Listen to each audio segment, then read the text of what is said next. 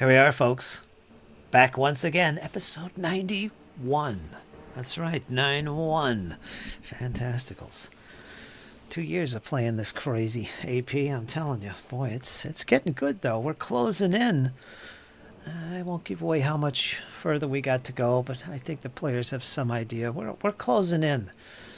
Picking up on the Belcora chase. And we're going to see how far they get tonight. As we play some more Pathfinder 2e with a little bit of remaster thrown in because we're slowly learning that whole remaster, a little at a time, learning the new terminology and wordings of things, and some of the rules changes or updates, as it might be. Yeah, it's all good fun. We've got a full roster tonight, new faces as well as old faces returning once again. So we're going to jump right into this and do our introductions. Starting with Dizzy. Dizzy, how you doing? In between being sick and trying to recover from being sick.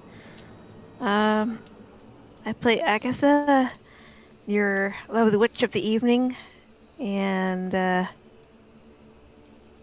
I don't know what's going to be in store. Now that we've got something happening.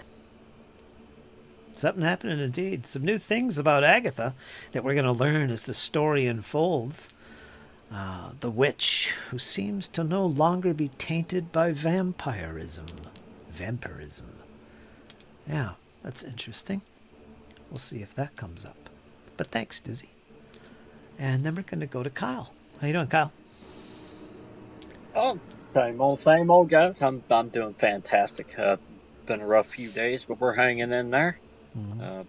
Yeah, I'll be playing Bjorn tonight. He's our fanatical frontline fighter. Pairs up with Valafor really nice. Also got a touch cleric, all about justice and purging the evil. 7-1, 290, and really does not really care about the enemy. Especially if they're evil. He's fully prepared to put on his waders and go kick that proverbial mud hole and walk it dry, so to speak. And yeah, we're going to see what kind of shenanigans as far as expectation go. I'm playing with the fam, so it can go any which way it wants to. I'm going to have a blast either way. Awesome. You are, Kyle. Thanks for that. It's good to have you back once again. Once again, I never left. Once again, you never left. That's right. Well, you never know. You might take a break one of these days, and then we'll all miss you. Then it'll all make sense. I ain't taking no breaks yet. You're not. Rachel, you're up next. I sure am. You are. Alright, so today I've got Cypher. She's just doing her thing, looking around, she's just kind of present. She doesn't feel any attachment to anybody, and it's apparent. She's Is that Rachel or Cypher? Which one is you know. Good question. No. Terrible. Very terrible. Yes. Yeah, she is a rogue, but she's primarily a bard, but she has roguish tendencies, and this is just kind of like her new career that she's going with, and so far, this is the worst place she could possibly be. She's further down the dungeon than she'd really particularly like, but she always has a backup plan. And it's called going invisible and running away. Left hand on that whip. I don't know about all that, because she came in and saved Bjorn that day. She did. She'll do it again, too. You wait and see. Yeah, but she won't admit it. Yeah, but Bjorn's kind of knocking on that 10 hard a little bit, though. And she's like, do I need to whip you into shape? Stay back. I don't have real feelings. Stay back. All I'm going to say is one day Bjorn's just going to hug Cypher, and yeah. He's going to pull away and there's a dagger. I got chainmail. I'm good. All right. Thanks for that, Rachel. Glad to have you back as well, once again. And then, of course, we have our not-so-new player, which is Fred, playing Draug. Good evening, everyone. I'm feeling fantastic. Glad to be back. Really about playing today. I play Draug, who is a more run-of-the-mill barbarian. Yeah, he's a bear. With his But he's a cat barbarian. companion. So, yeah. Yeah, there's not much to. If you want to know more, check the earlier episodes. There you go. All right, thanks for that, Fred. Fred once again returning. Barbarian extraordinaire. Fantastic. And I think next we're going to bring in Jesse because it's been a long time. Almost a couple months, Yes. Jesse. It has. I'm ready to go after my 2-month break from paternal leave. Uh-huh. But Valifor is our resident two-handed weapon specialist. To see monsters in front of him, they don't last long. Nothing but a red mist most of the time. Mhm. Peculiar things about Valifor is you never, ever see him without his armor. He wears it to sleep. He wears it to battle. He wears it everywhere. Kind of unusual, but something maybe you want to ask him. Valifor, unlike Bjorn, he's not afraid to break the rules. And sometimes gets the party in a little bit of trouble with his recklessness. Yes. But Especially when I'm He's- running them. he's a rough and tumble, ready to go character that will save your neck whenever he can. It's great. Fantastic, Jesse. It's really, really good to have you back in action with us. We've missed you a lot. So welcome back. Thank you. Here.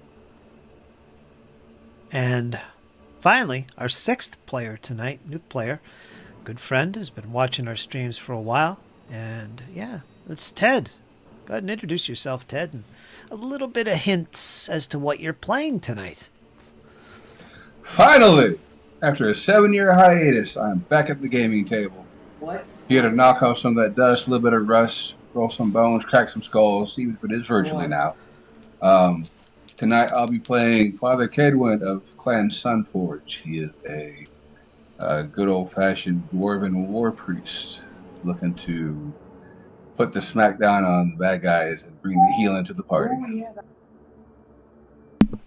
Excellent. Glad to have you, Ted.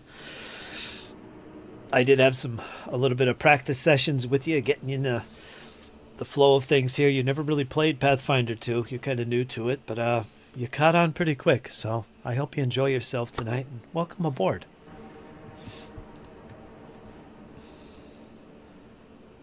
Awesome. Looking forward to it. Awesome. So I think that's everybody, right? Did I miss anyone? I don't think so. Karma, of course, is missing tonight. She'll be back with us next week. And yeah, be prepared because there's actually some more new faces who might be making an appearance in our campaign as we near its end or completion, which we'll see. Yeah, so that's great. Awesome. So who wants to do our recap? Kyle, I think you volunteered for that, for an extra hero point. Go ahead and give us a brief recap from the next episode, or the last episode. Fill us in. The next episode, wait a minute, I can't give nothing like that away. Past They ain't episode, prepared. come on. But yeah, where last we left off, we had just defeated Erebian, kind of the demon lord of this particular prison level. We laid the smackdown on his unholiness, we'll say. Did some healing. Bjorn, Draug were kind of pretty beat up there. I think Agatha was as well. Cypher and Martova decided they were going to go check out the ward and by where the elevator used to be and see if the ward was down. It was indeed down. And then we all kind of grouped up. Martova and Cypher were about ready to descend 100 feet down a set of chains. And yeah, Bjorn kind of stepped up, and it was him and Martova. We slid 100 feet down. Saw a very particularly how would I put this? Very particularly wet environment and a elevator down below. We no sooner than put boots on the ground, and we found something. As that's 5 of these. I call them swamp ghouls. They're not swamp ghouls, but that's what I call them because that's what they remind me of. Came running at us. Bjorn drew down. Martova stayed behind to protect the pad. She was over there trying to fiddle with the elevator to make it go up and down. The other companions were up 100 feet above us. We were engaged at that point. As we worked through the rounds, Bjorn dispatched 3 or 4 of them. Kept them off Martova as best he could. But one ran away. Came back with some reinforcements and an old guy. And by that time, we had some reinforcements of our own. I think Cypher was the first one down, and then Draug, and then Agatha just for whatever reason couldn't slide down enough, and she fought that battle 30, 60, and 90 feet up in the air, trying to slide down a chain as we had it out with the remainder of these swampish-looking ghouls. Had a pretty good fight. Drow bore the brunt of that one. Went down twice. The enemy kind of tore him up pretty good. But we were able to carry the day. And then we saw a bunch of creatures in cages. Didn't really mess with them, and then got an eerie feeling that we were being watched. And I remember vaguely we were talking about how we were going to get back up and how we were going to figure out the elevator, and then something happened in the water, and Agatha was the first up the chain, and we all kind of followed suit. We fell back to the safe room. We did a lot of healing. We went to bed down, and then we were awoken by some of the companions were awoken by something. And yeah, that's pretty much how that whole scene went down. Put boots on ground, enemies came out to play, and we were playing whack-a-mole there for quite a few rounds.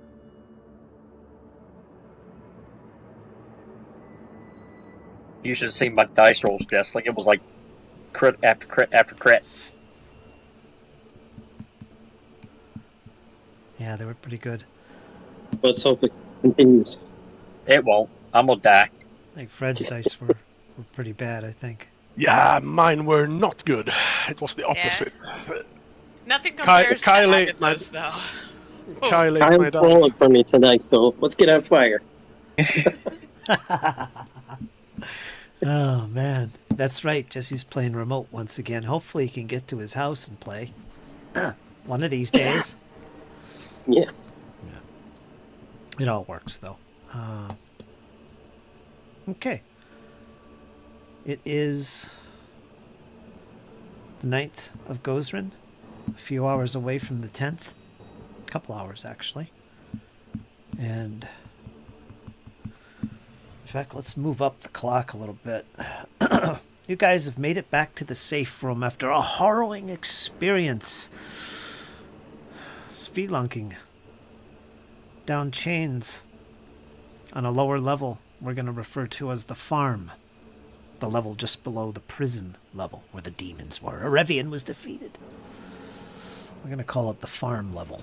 But anyway, you guys have retreated back up a couple levels to your safe room, where you find Karma and Martova. You begin patching each other up. Karma joins in. Spells calling upon Ayamode and Saren Ray. You can feel the healing positivity. And you manage to recover. So in the 8 hours that goes by before your slumber, which you plan to do, I believe, before you head back down, get your spellcasters back up at full strength and your health, you do manage to get your health tip-top in that time. So, Draug, you're no longer suffering wounded, too, which is good. So, as far as health is concerned, you're pretty good. As you enter your slumber, to get your spells back, we're going to get into that.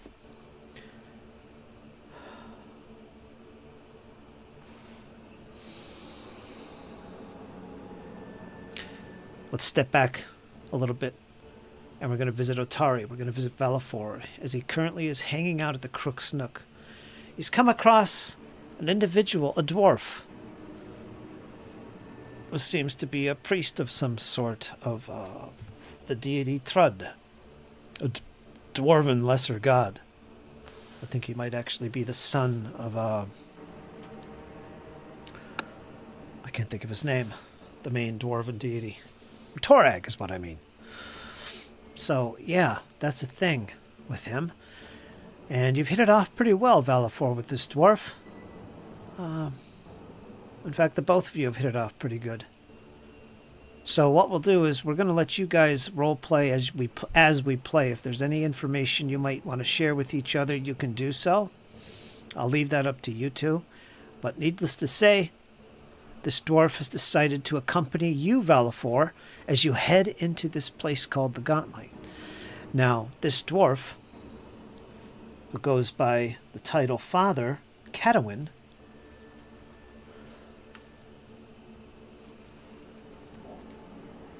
turns out to be a resident of Otari. He's been here at least 5 years, from what you can tell. So he knows quite a bit about the backstory of the Gauntlet, and a little bit about the companions, the slayers of a dragon under the ground in Otari.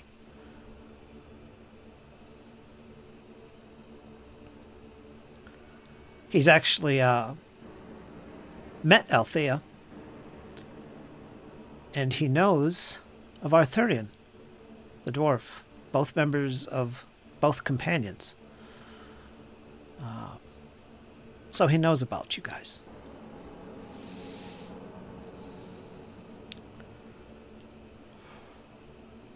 And you make your way into the Gauntlet. Now,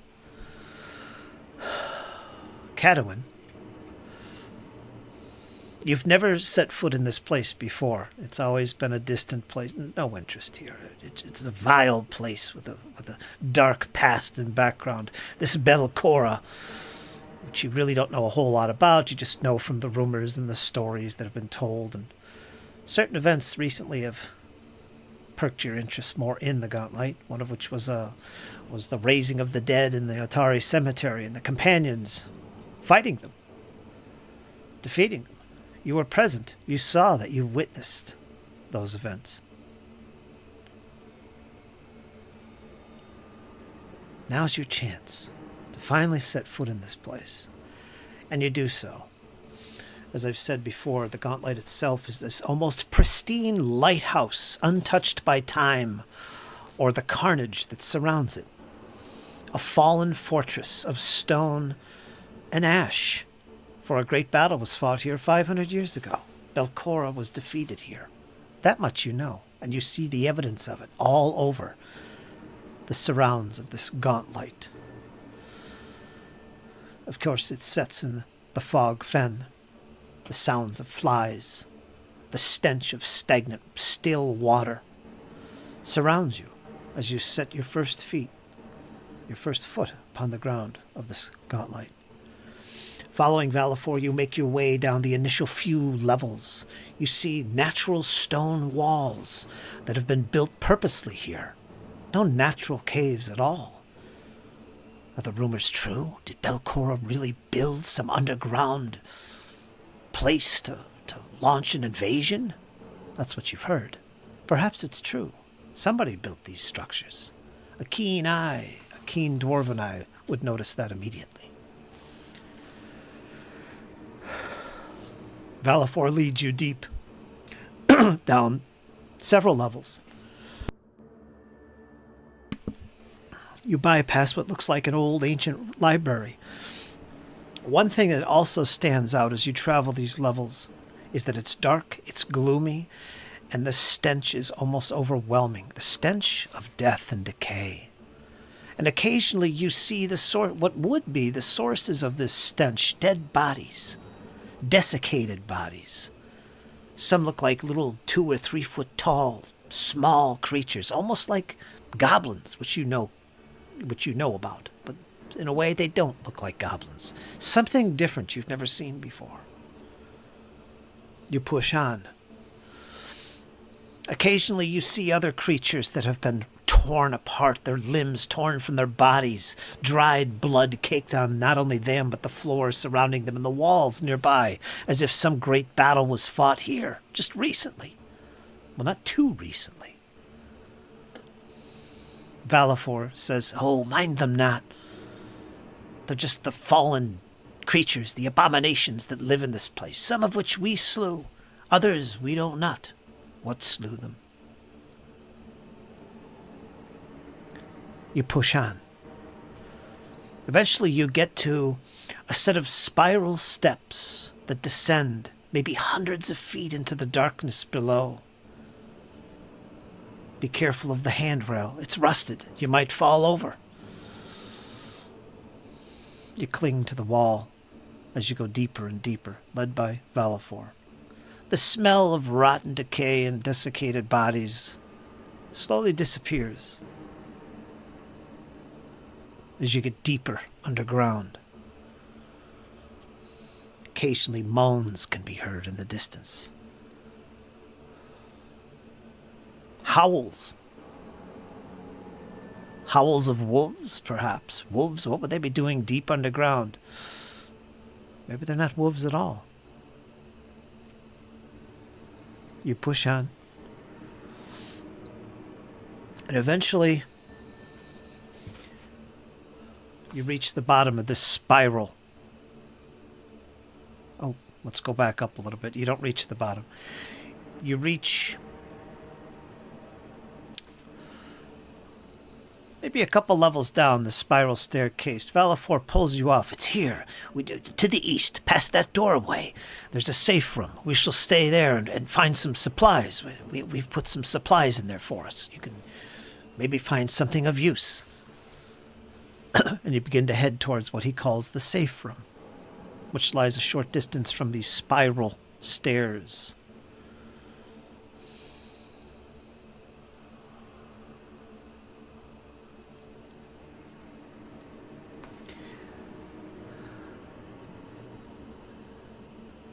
Sleep can be filled with such darkness.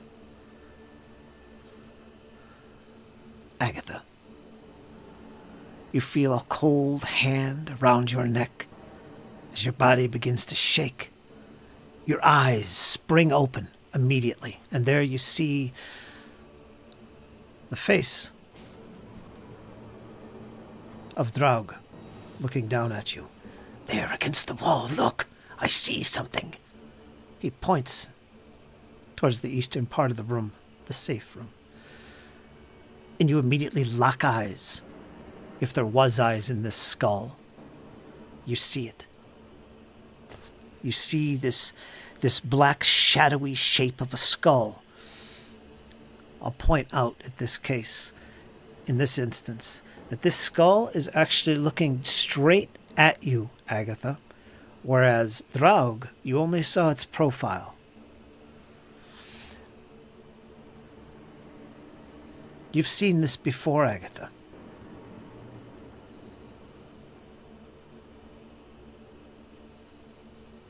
This is a creature that has pursued you for some time, before you were freed of the curse of vampirism.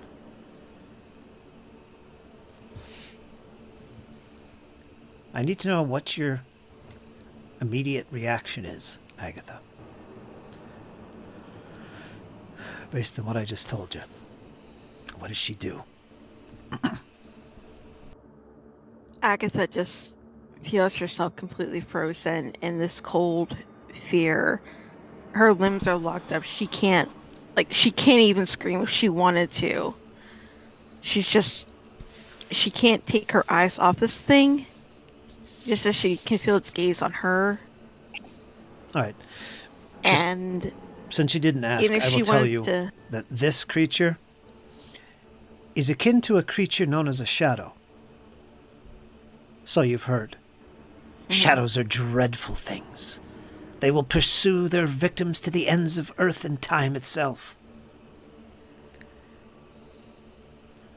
And you've known that you've been watched for a long time. But this creature has never stricken at you, and you're not sure exactly what its purpose is. But you do lock eyes with it, if it had eyes. Do you do anything else at this point? Do you scream? Do you shout at it? Do you do anything? she can't do anything. She's just locked with absolute cold fear, terrified at this thing. All right. Bjorn, you wake up at this point, and you start to take notice of Draug and Agatha, both sitting up and looking at what looks like a dark, shadowy wall, the southeastern corner of this chamber. Your eyes look in that direction, and you vaguely make out a shape slowly moving now. It looks like just a skull. A bodiless skull, and it begins to move once again towards the doorway, where it is much more shadowy. Do you do anything? Yeah, I have loose debris around. I will take a piece of loose debris, cast the light cantrip, and slide it over to it. All right, that'll take a few seconds. And the light erupts in that part of the room. No die roll needed. If there were any shadows there, they're gone now. They're just fully lit. You see nothing. Agatha, you almost instinctively put your hand up to your eyes, seeing this bright light explode, not knowing where it just came from. And Draug, you hear the words from Bjorn. Actually, I pictured you guys up here, where Cypher is, not down there. But, yeah, that's what happens. The shadow's gone. Agatha, you don't see it any longer. The room is filled with light.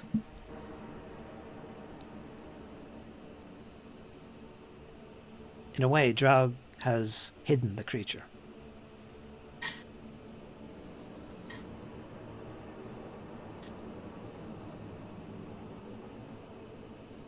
Bjorn, I should say, has hidden the creature. And as you all stare in blankly at this bright light and what's just happened, suddenly you hear sounds at the door. Karma immediately wakens. Someone is at the door. They're turning the knob. And just then steps in a dwarf and an old friend, Valifor.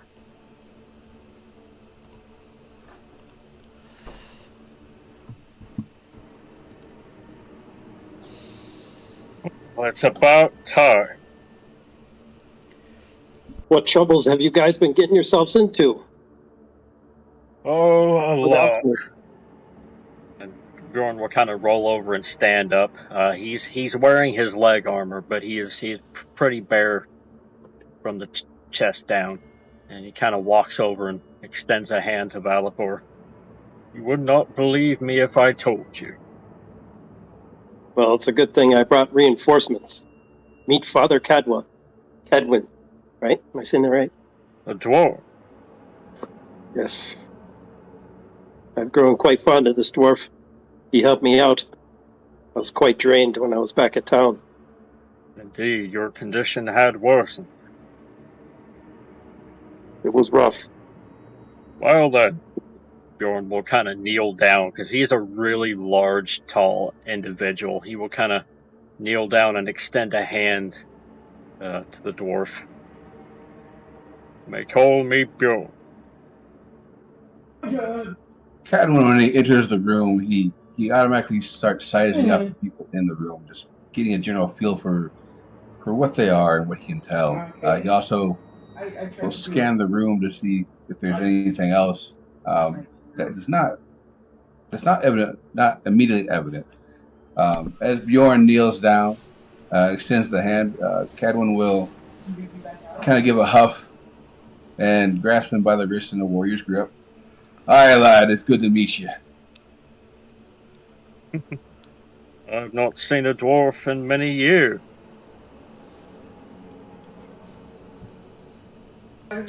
So these be the fabled companions you're telling me about. Yes, these are the most loyalist band of adventurers you will ever meet.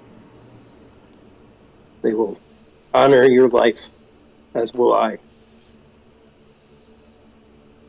Well, I've been hearing many of stories at the taverns. It'll be interesting to see if they live up to it. Is there anything I can be doing for you on here, lads?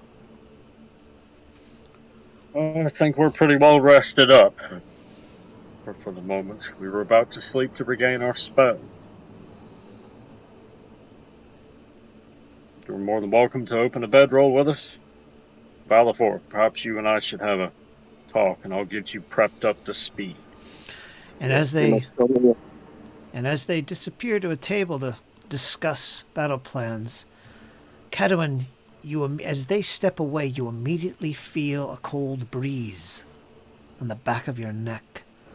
You feel the presence of dark evil. Although it's brief, there was something here. He'll turn around immediately to see if he can spot what created that feeling. You see nothing. The room is very bright in this area. It seems to be emanating from a block of wood. Right about here. Yep. But you see nothing. It's fully lit. You don't see anything that it could be, but you feel a presence. Only briefly, and then it dissipates. There was something here. Something unholy.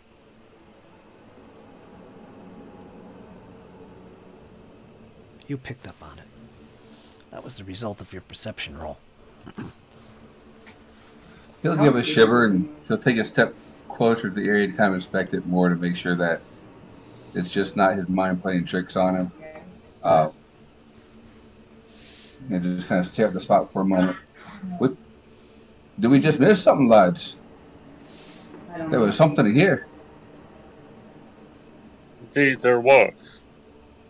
A shadow.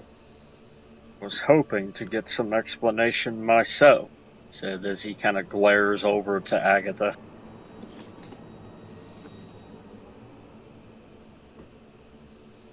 As you actually turn to look at Agatha, like as soon as the shadow vanishes, she immediately just starts crawling backwards like crazy, like almost not shoving, but almost bowling Drag over as she's literally crawling backwards, hand over foot, and slams herself into the wall up north. Her eyes are literally like almost as if she's seen the ghost of Valcora herself. She's just crawling, like trying to get out of the room as if the wall will cave, trying to like she's literally acting like a caged animal, completely in fear. Valafor, you got your weapon out? Valcora is here? Where? Show me where it was. We must go. She is here. She can't be far. Hold a moment, Valafor. Bjorn will approach Agatha, kind of kneel down. Do you mind to explain to me what that shadow was?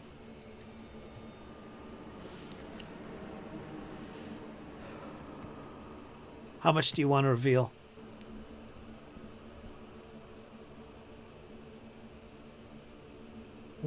Probably not much. in her state, she would barely be able to say only one word, shadow, Yeah, we'll leave it at that. because she is completely drenched in pure fear. Like, she's completely terrified of that thing. And that's the only word that he can get out of her.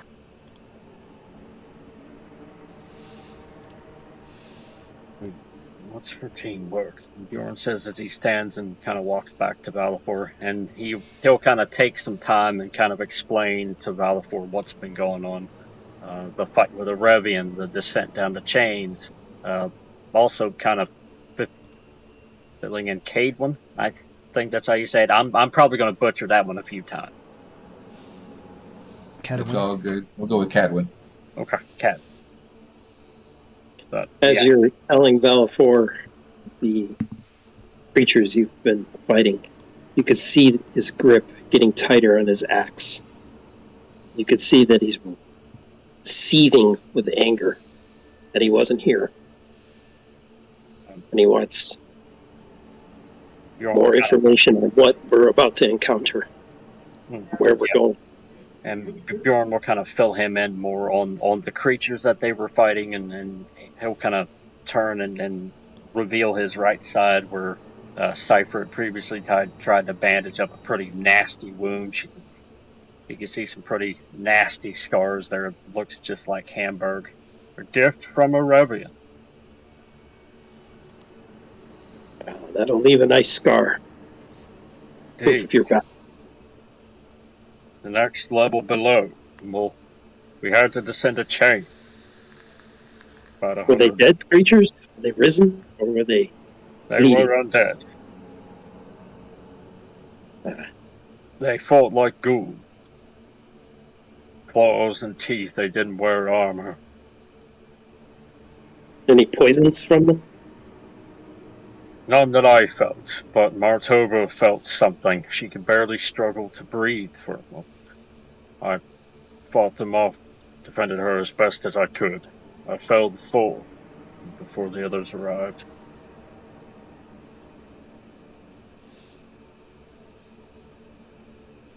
Whatever was below, it is not anything we faced before. Good. So I could use some fresh blood.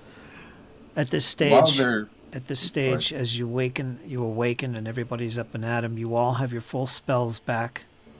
Your health is all at the top, and we're going to forward the time another 10 hours. Okay, so you guys continue. Just a little update regarding where we sit spell-wise and time-wise. So while they're discussing all this, Cadwin will cautiously, slowly approach Agatha,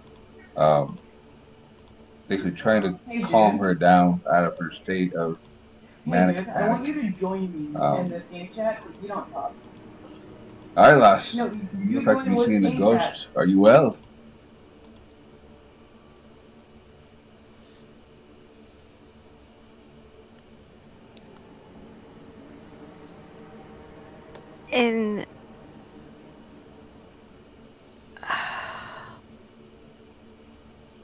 And the current mindset she has, just seeing the creature, now finally knowing what has been eluding her eyesight for so long, and now knowing what's been chasing her,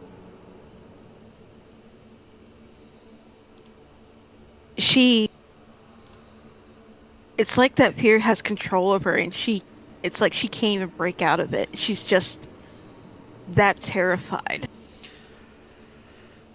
This is something that has been pursuing you for years. And it's something to do with the spirit of the vampire that caused your vampirism. Now, this is just what Agatha knows. You wouldn't share this information. And as far as what shadows are, we'll leave it at that. But this is something that has watched you. It has eyed you. Probably knows of your friends and those who have visited you, including the companions. but never attacks. It doesn't seem to harm, but it's always in the shadows. You usually don't pay much attention to it, but it's never been this bold to make an appearance to you, and even Draug saw it, which is actually surprising. If we go back in time, I'll remind you of an incident with Frey, the night that he had visited you, many days ago. After Frey had left, you were quite aware that the creature was also present during that meeting. Mm-hmm.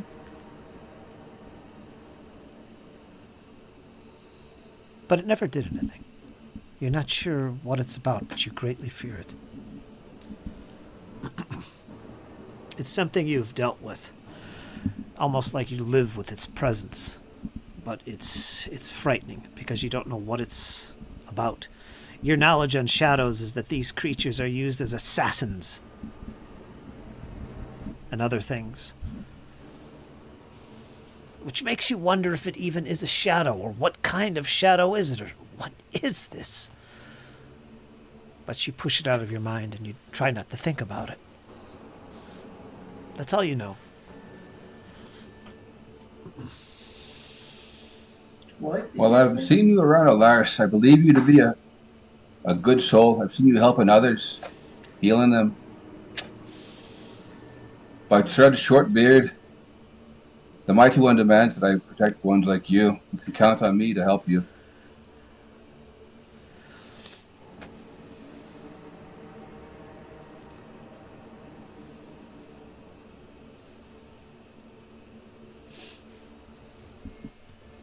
She manages to nod and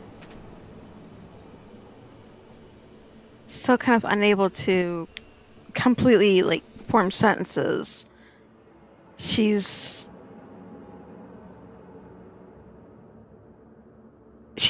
moved from a state of fear to now shock as to this thing actually showing itself, because she's never seen it. She felt its presence, but now actually being able to see what it looks like, she literally has no words for it. All right. Well, it doesn't seem to be present at the moment. Although the dwarf did sense the presence of something in here. You kind of probably get it in your mind that maybe whatever you felt in here has something to do with Agatha and what she had discovered. But in the meantime, Bjorn, Valafor, is there any plans you want to make before you make your next move? Time is of the essence. Yeah, Bjorn would kind of go over and nuzzle Cypher awake and whoever else was sleeping. And then he'd go start strapping on his battle armor. And Cademan can see the holy symbol of Iamode on all over Bjorn's armament. As he kind of one cleric to another type of thing. And he's going to look to Valafor. We should head back down.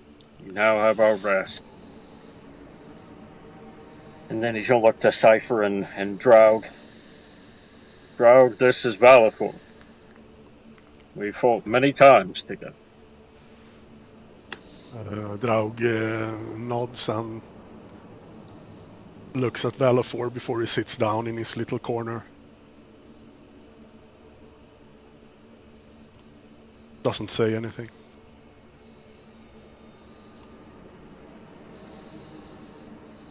Valafor just looks in his direction, recognizes a warrior,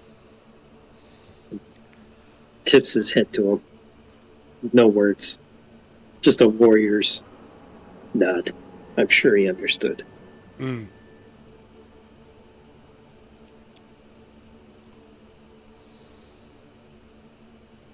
I saw a few doors down below we could easily get to. We handled the enemies down there, at least for now. We should take advantage while there are less of their numbers. All right. Indeed. So there's a couple chests up here. There's a chest and what looks like some tools. If you click on those, it'll open up some inventories there of stuff the companions have gathered together. Ted, if you want to dip into any of those, feel free to do so.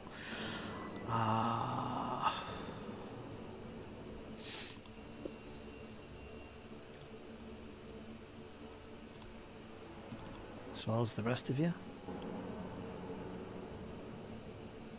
Ring of energy resistance. Acid.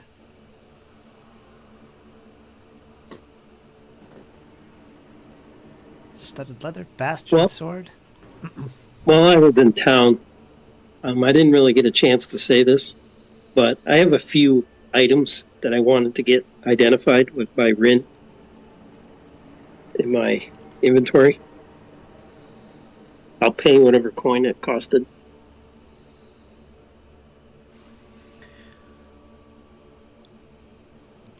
Alright, I'm going to reveal this.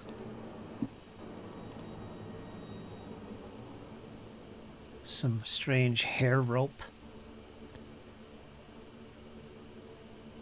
A cloak.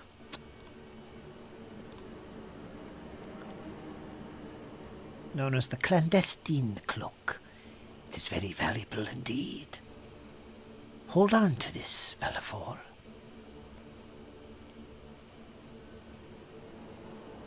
What else do you got? Anything? That's about it. Let me take away some so. gold. Let me take away some gold.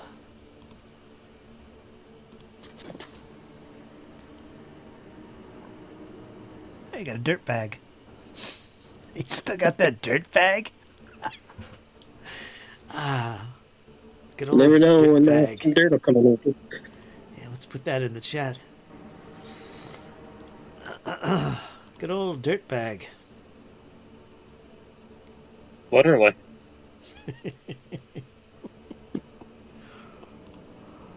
Dirt bag. Full plate armor. Nice. Braces of armor 1. Clandestine cloak. Slick. What is slick? It's a rune that goes on your armor. Oh, why doesn't it say rune then?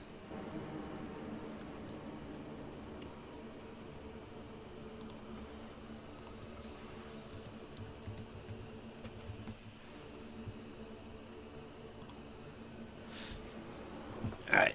Yeah, so you got those couple things identified. No problem. I took away some gold, so Rin Savixi gladly helped you with that. Alright, so if you guys want to gather yourselves together and put yourself in a marching order once again, you can begin the descent back down. Alright, let's see. Marching order. I have Bjorn. Yep. Martova isn't here, so let's scratch her off. Who wants to be second or side by side with Bjorn? That would be Valford. Alright. You'll also be behind Valifor when you're in 5-foot wide corridors or tight spaces. Alright, so who's next to, or behind, I should say, Valifor? I have Cypher and Agatha. Are you guys good with that?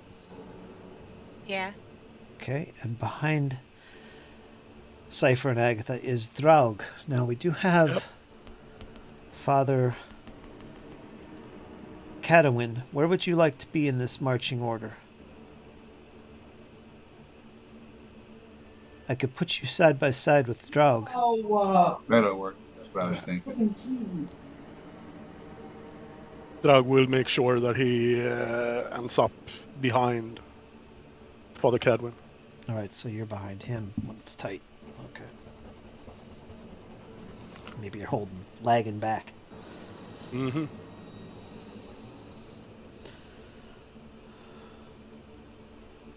Alright. And of course, Karma and Martova will remain behind here. Karma's having some very deep meditation, calling upon Iomode. And she's now joined by the servant of Sarenrae, Martova. So they're going to remain behind. I've noticed that when I unload you guys from the party token, if you have a light source on when you go into the token, When I kick you back out of it, your light source is gone, so you'll be in darkness. Remind me if I forget. Schlink. I actually have a macro for that, so I can turn Bjorn's light on and off at will. Okay. You'll need to do that when I unload you. All right, for Ted's sake, I'm going to move the token along. Of course, there is a lock spell on this door here, put on by Karma. You step out into the cavern, into the corridor, a 10-foot wide corridor. You're going to be heading north, I believe, correct, Bjorn? You lead the group. Yeah, head north to go down the stairs. All right, you'll see Father Cadwin. This is the way that you also came with Valafor. And you can see just up ahead is this spiral staircase, which goes up and as well as down into the darkness below, which we're about to explore.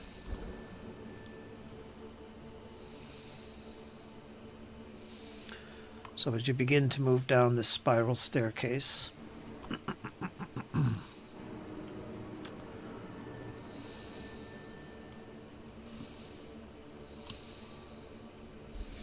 being very careful not to push on this rusty railing. Don't even go near it. Cling to the walls, says Bjorn. Watch your step, everyone.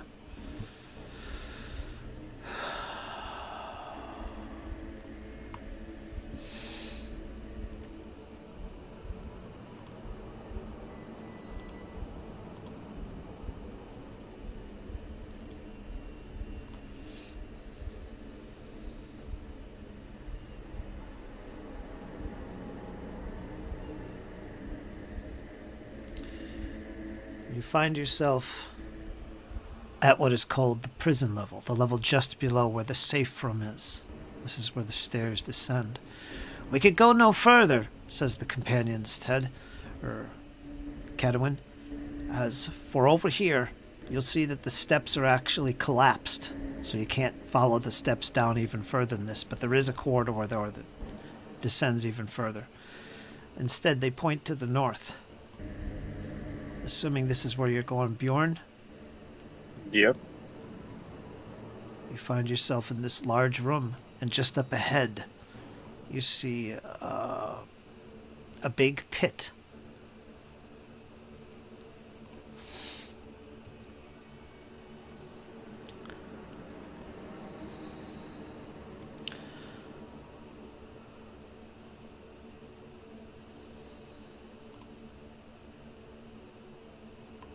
I think the token was invisible that whole time. So there you are. Can everybody see the map now? Yes. Yeah, I Yeah. can see it just fine.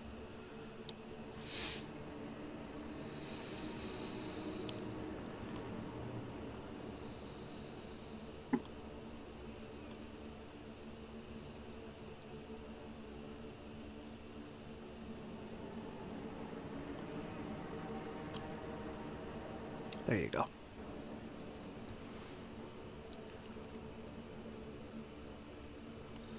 Well, it's up to you. What do you want to do? Yeah, Bjorn will kind of look around. Let Valafor and I go down first, in case there's more of those creatures. Follow us down. He'll sheath his sword and go over to the chain and grab a hold and start sliding down.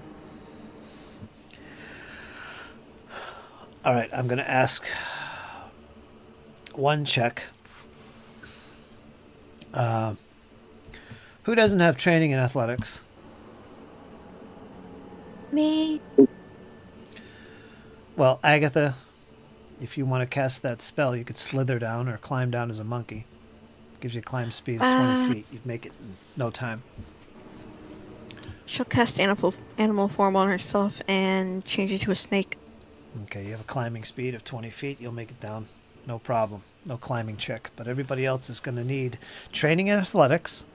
And I'm going to ask for one roll of athletics to make this long 100-foot descent along these rusty chains.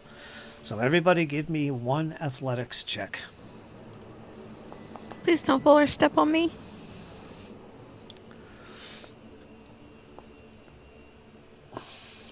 Ooh, Cypher. Close one.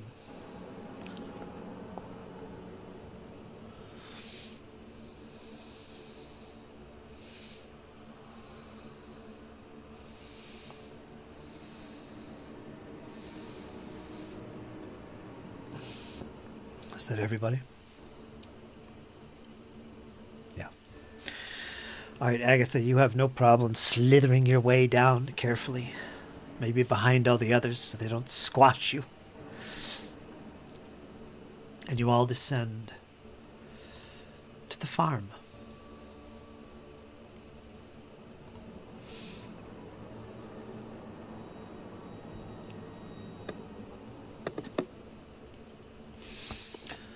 Let me get you off there, Bjorn. And this is where everybody is right now. You've made it to this steel metal platform, 15 feet square, surrounded by a wooden dock of sort that extends further to the north. Let me see if there's anything else. As we come down to the platform, I'm gonna like poke the dwarf on his shoulder and point over to the cage over here and off ground like. Naturally, he'll take a look in that direction to see what's being pointed out.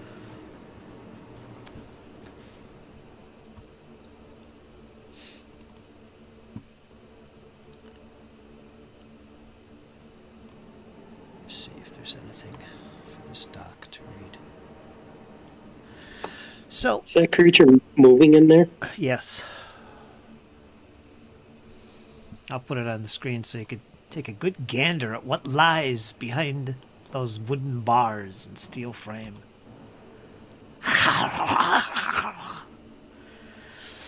It's a very large creature that seems to be encased. It looks like some type of undead abomination.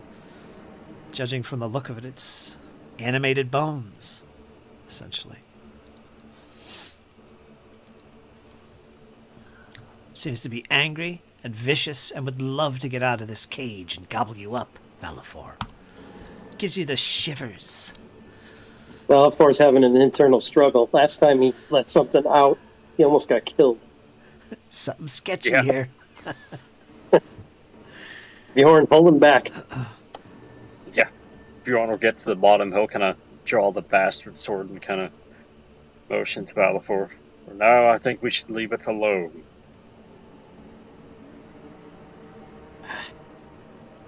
Leaving things to live or die. I remember Mental. what happened last time you opened a door that you should not have. Yeah, whatever. He scoffs and just walks away. Which way? To the left. So, as you all descend and get on here, and Valafor is looking at this creature behind this wooden bars, you see bodies of the felled creatures you fought before. Those little 3-foot tall, strange-looking creatures. They look to be some type of undead as well. You see the bodies of several of them still lying here, dead from their wounds. Others being thrown into this stagnant water that surrounds the dock. A couple boats, or 4 boats actually, lie to the north along this pier thing. To the east, where you currently are close by this one cage, you see a whole row of cages. There looks to be 3, 4, 5 or more of these cages. Now, let me change my lighting here so I can see what you see. Yeah,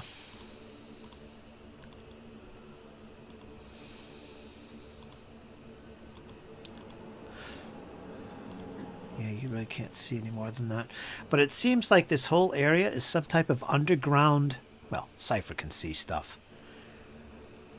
Underground cavern with this big lake or pond, lake most likely, of stagnant greenish water. And there's this strange mist that hovers and prevents you from viewing how far this thing goes.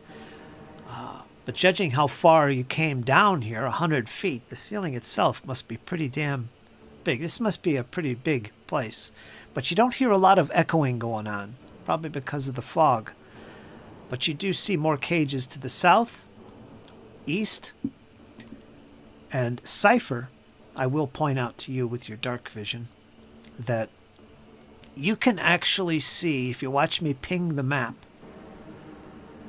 there is a slight glow of light coming from high above. Now this is through the fog, but I'm allowing you to see this. I just pinged a spot where you see what looks like a light source way above, like 30 or 40 feet above from where you stand. There's a light source up there, a strange glow. At one point it's blue, at another point it's red. There must be some source of light up there, maybe a cave or something. You also notice, maybe about 40 feet from you, extending maybe 20 feet or 30 feet up, you see what looks like the outline of another cage that's sitting on top of a pillar coming out of this stagnant water. It's just there, and there's a cage at the top, about 20 or 30 feet above the water. You see another cage. You also see the 4 boats over here to the north, where those creatures were coming from initially. Of course, Bjorn, you saw a doorway to the west.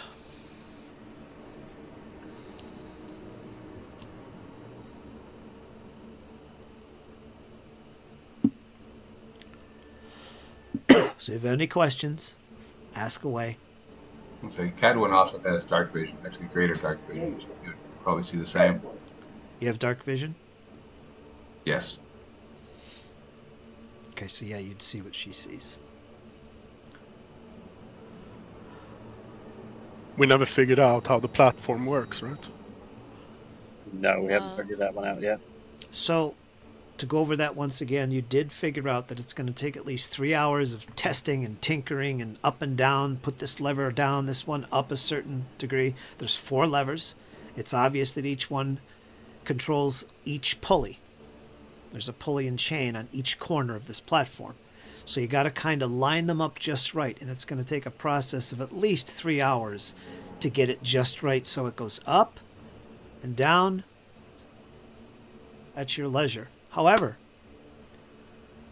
there is the risk of breaking the damn thing while you're doing that.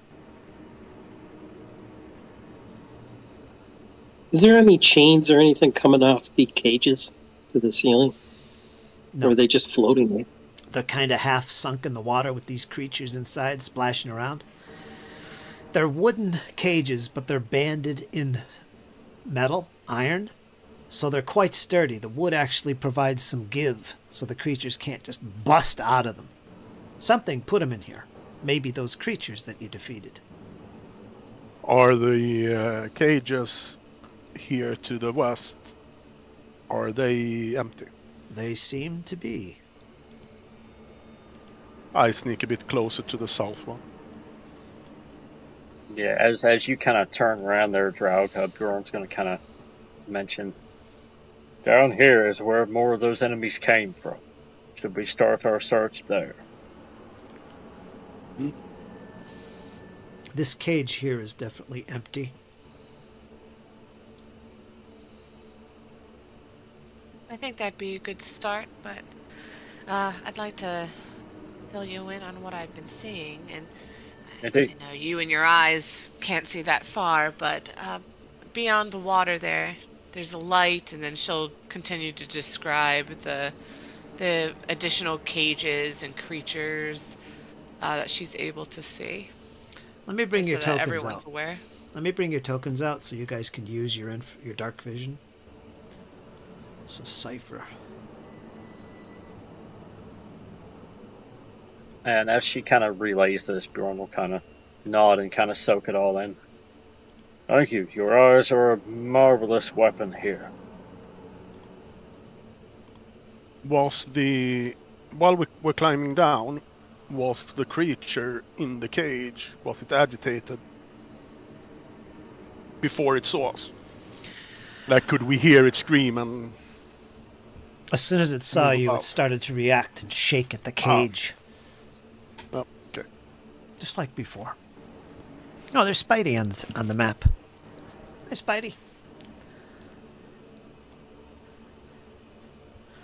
Where's Spidey? Spidey! So if what we see on the map is what our characters see, then Cypher's gonna kind of like keep looking forward and like tapping everybody. Like, wait. Yeah, you What see do you quite see? a bit. Yeah, I do. Especially the details specifically. Everybody, shut your mouths. Something might be loose.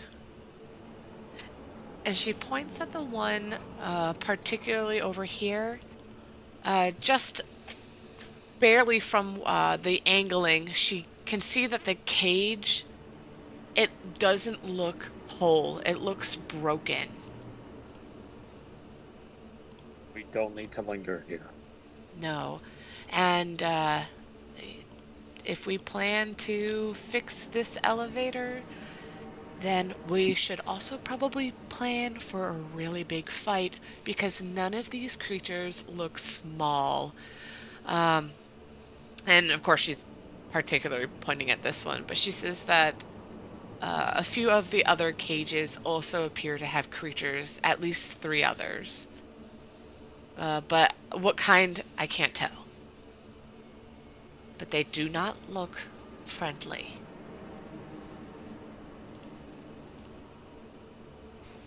Oh, if they're as nasty as this bugger, we don't want to be seeing that. No, we don't. Let's press on. Yes, let's check out that little nook where those other creatures were coming from. And Bjorn will start heading down in that direction. But I will move out of the way. Keep up the rear. So follow. Oh, I moved you, Bjorn. Once again, I created a duplicate. I gotta refresh. I didn't even touch it this time. I don't know. It's me. But anyway, you only had to travel about 5 or 10 feet, and there you see a doorway. The door is open, leading into a chamber. And I'll read that to you when I get fully loaded again. But you see a small chamber. Looks like there's several chairs surrounding what looks like a table. And on this table looks to be some type of little... a board game. Yes, a board game. It has little pieces, kind of like on little colored squares. Yes, it's a board game. Cypher quickly rushes forward. Room for one more? Yeah, actually, as Bjorn sees the door open, he's actually going to wave to Cypher to come down, take use of her dark vision to see it inside. I'm kind of confused as you're waving her over. She's like, your light spell pretty much shines up the whole dang cavern. What do you need me for? I see something on that table. Perhaps you'd like to investigate. You mean that board?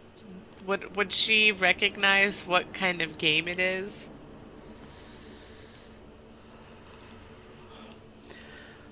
Four small reclining couches circle a small table towards the corner of this L-shaped room.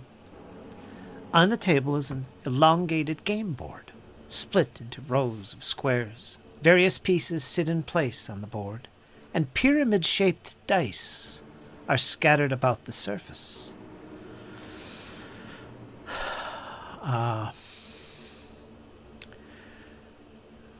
You want to make a recall knowledge check on it? Sure. Society. She's just curious herself. Society. No wonder we want them to roll in D4s.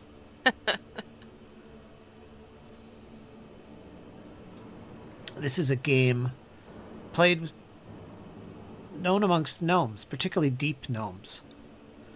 It's a game called The Dark Chase. You recognize immediately, Cypher, that this is not a complete game. Rather, it has several missing pieces. although it has all 6 dice, the 4-sided little spikies, it has all those, but it's incomplete nonetheless.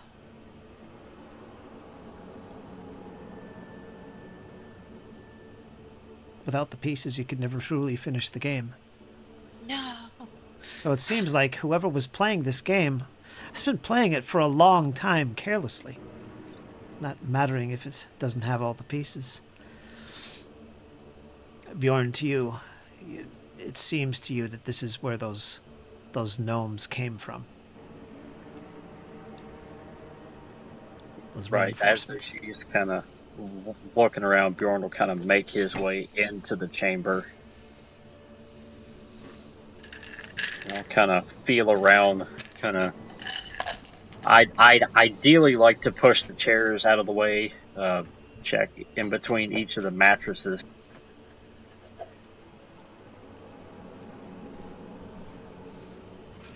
Cypher's gonna be nice, head back, and light a torch for everybody. Because otherwise we're all just sitting in darkness. Oh, never mind, I take that back. I don't have any torches. I do. Bjorn will hand her a torch. Yeah, I'm like, I don't need torches. I've got dark vision. I got you. Alright, well then she'll grab one of the torches right off of Bjorn's belt and says, I hope you don't mind, but I don't think it's a good idea we leave the others in darkness. No, certainly not. Take all that you need. You're searching the room? Yeah. Alright, whoever's searching the room, explain to me how that search is looking, and we'll decide if we're going to roll some dice. Yeah, Bjorn is searching. He's going to be pulling out all the cushions of the chairs, moving the chairs around, kind of running his hand up and down the wall, see what he can find out. He'll even go so far as to even move the game table out of the way, see if there's anything hidden up underneath there. Okay. Now, Cypher, the game itself is actually worth something. You would know this. Uh-oh. Not particularly valuable, but it is worth something. Alright, yeah, she'll say, you know, Bjorn, before you step out of there, make sure to grab that game. It doesn't seem to be complete, it doesn't have all the pieces, but you know, we probably could get some sort of something out of it. Are you poking around the game table, Cypher? No, I left, so I could okay. sit there with the torch instead of leaving everyone in darkness. Well, you guys you should actually move your tokens, at least close as you can to where Bjorn is, so you're not in the dark. Everybody's got light sources, I guess, so it doesn't matter. Never mind. Anyway, are you taking the game board? Bjorn will take it, and whenever he gets done searching, he will give it to Cypher. Okay. Cypher, when he does give it to you, you notice that the game board itself has jewel inlays all along its perimeter. This thing is worth at least 80 gold pieces. Wowza. Ooh, payday. Yeah. This board's garbage, but these pieces. You also find a key, Bjorn, mixed in with the pebbles. Mixed in with the pebbles that were used as game pieces, you find a key.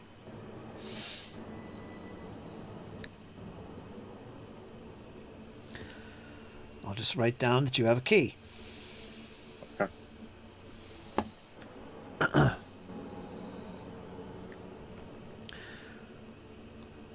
Looking through the rest of the chamber, you see there is actually a doorway. Or a door, rather. Bjorn will kind of yell for the others to kind of come down. We have another door. All right, I'm gonna put everybody in the party thing. This isn't working.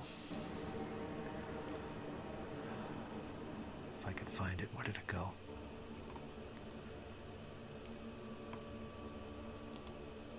I can't find Kaz kind of just keep an eye out, make sure nothing sneaks up on everybody while we're checking things out.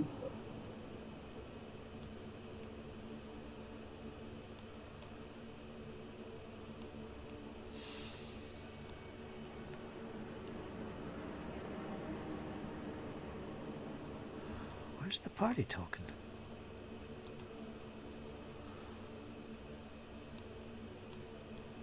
I don't know where it went.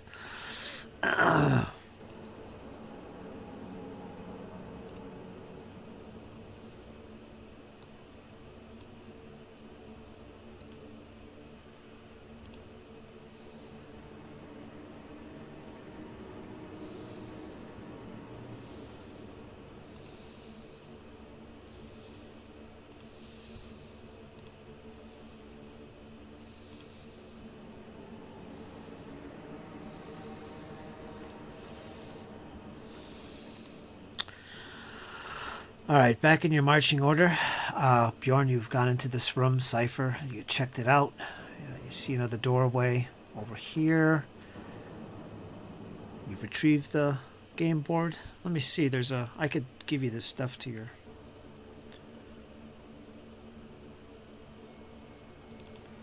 inventory here. The game board and the key. Whoever's taken those. Game board goes the Cypher.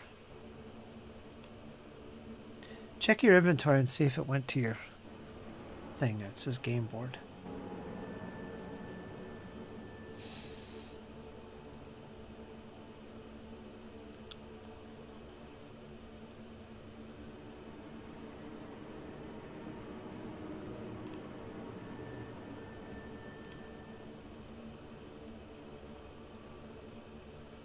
See it. All right.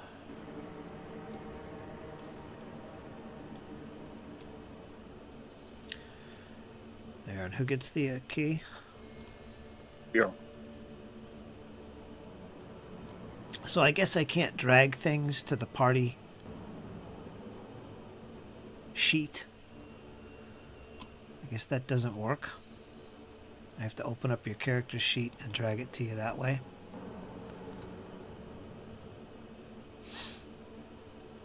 Yeah, I guess so.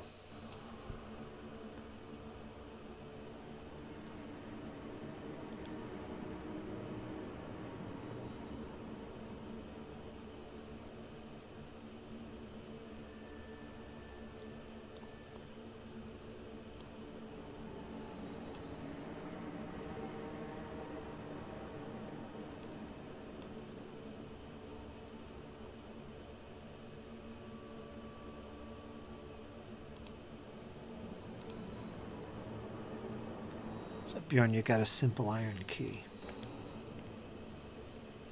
Yep, got it.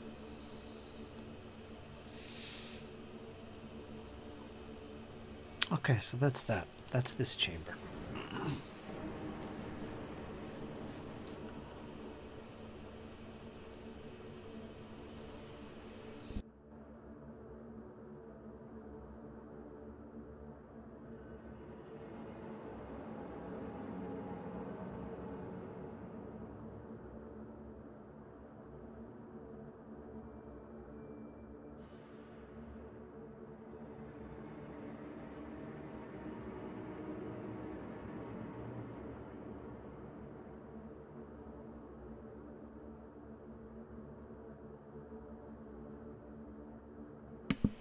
What do you want to do? Yeah, I'll approach the door and take a listen at it. Okay, blind perception roll.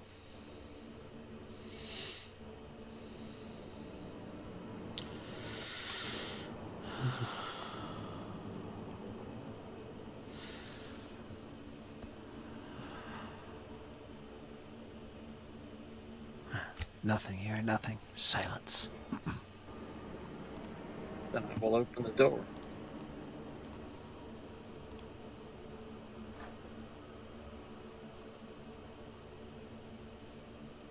And step inside. You see a corridor that runs south of 15-20 feet and turns to the east. You also see a door right next to you. I'll move over to the one that's next to me and also take a listen.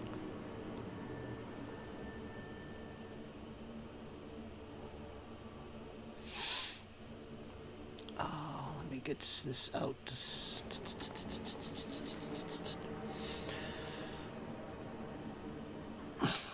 You hear nothing beyond the door, but you do notice that there is a big lock on this door.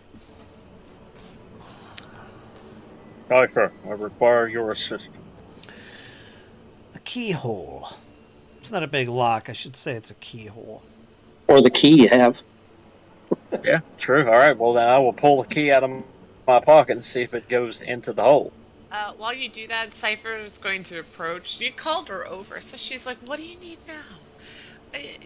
The key. Use the key. And as she sees you're already pulling it out and putting it in, but she's gonna head down to the corner.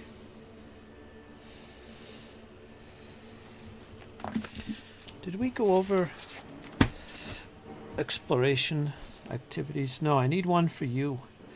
Got it. Do you have an exploration activity? Just describe to me what your character is doing as you guys travel these corridors. Are you paying attention to clues on the walls? Are you watching out for traps? Are you being defensive and keeping your shield raised and ready for any attacks? Are you watching for ambushes in the rear or to the front? What might that look like?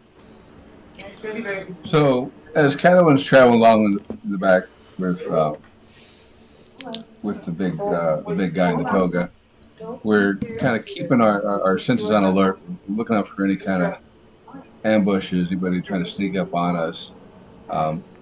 Paying attention. As a dwarf, he's always paying attention to the craftsmanship of his surroundings, the walls, doorways, pretty much anything. He kind of keeps an eye out on that. But more than anything, he's keeping an eye out for anything that might be trying to sneak up on us. All right, that's scout to the rear. So what that'll mean, if anything attacks from the rear, everybody, including yourself, everybody is going to get a +1 to their initiative because of your scouting. Draug, I have you as investigating using nature. Is that still good? Agatha and Bjorn, I have you both searching, so you're keeping your eyes peeled for tripwires, secret doors, stashes, little treasure, piles of rags in the corner that might hide something. That's search. You both good with that? Mm-hmm. I'd actually scout to the front. All right, scout to the front for Bjorn. All right, that's going to help. And Agatha, you're still good with search? Okay. Cypher, you are investigating using occult. Yeah, that's fine. I'll stick with that. Okay. And Valafor.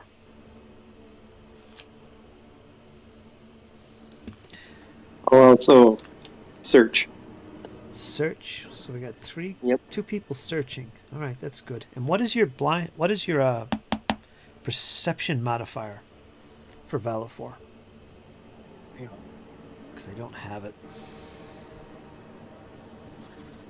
Kyle will get it. Perception is 25. He's got a plus 25? 15. Plus 15. All right. Yep, plus 15, DC 25. All right, so that's good. Let's see here.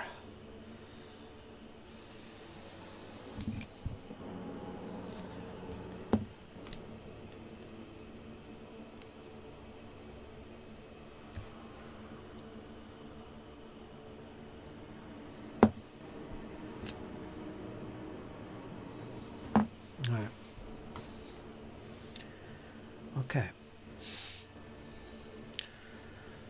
So as you cautiously make your way into this tight quarters, Valafor keeping his eyes open along the walls and near the door, looking for traps or anything that might be unusual. Agatha as well. You notice a lock. Obviously for a key. Bjorn, do you reach to your pocket and grab the key that you just found and give it a whirl? Yes. All right. The key slips inside the keyhole. As you wait to hear a click, I need you to make a basic reflex savings throw. As suddenly, the entire door erupts in fire and an explosion. Everybody is going to have to make a reflex save. Basic. You know what that means? There's some damage. As soon as you began tinkering with this door, you triggered a trap that was elusive to the eyes of Elafor and Agatha.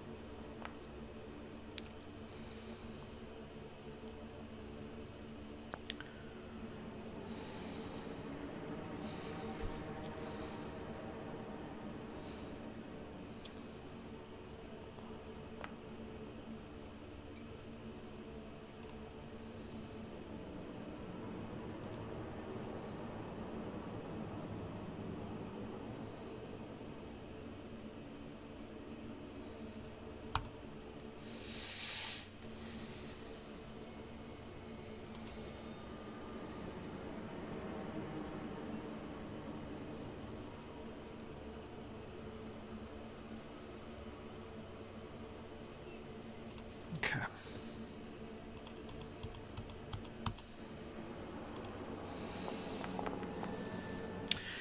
DC for this is going to be 28. This can be a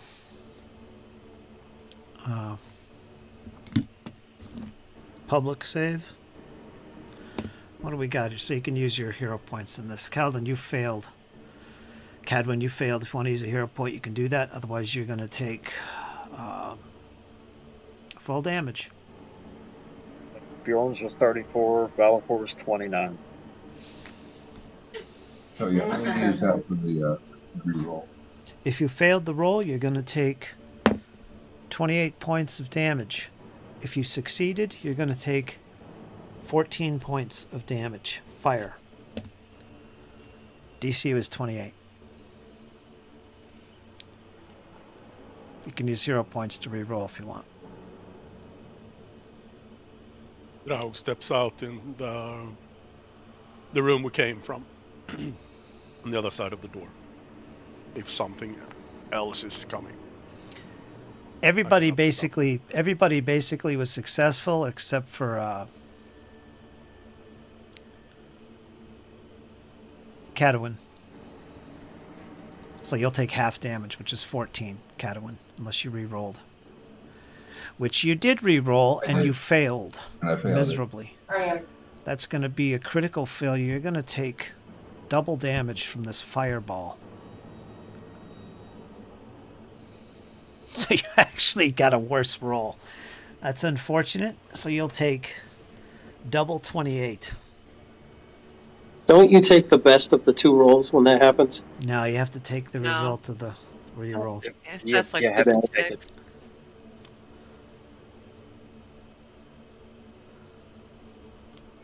Well, as a Forge Blessed Dwarf, I do have a little perk there. I get a fire resistance of half my level. So 4 that I'm not taking, which is Oh, not that's good. much, but it's better than nothing. Oh, trust me, that 4 comes in handy. What happened here? So as a Put it in the chat. heritage, yeah, I'll pull it up for you.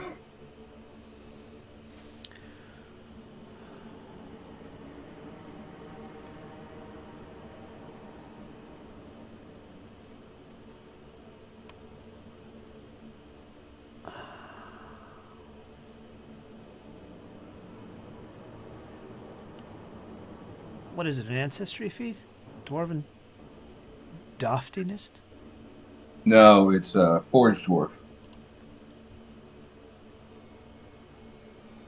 That's a heritage? It is. And that gave you what? So I get fire resistance equal to half my level. Where is that? Where is that? Is it already applied on a sheet? I don't know. No. Try to link it up.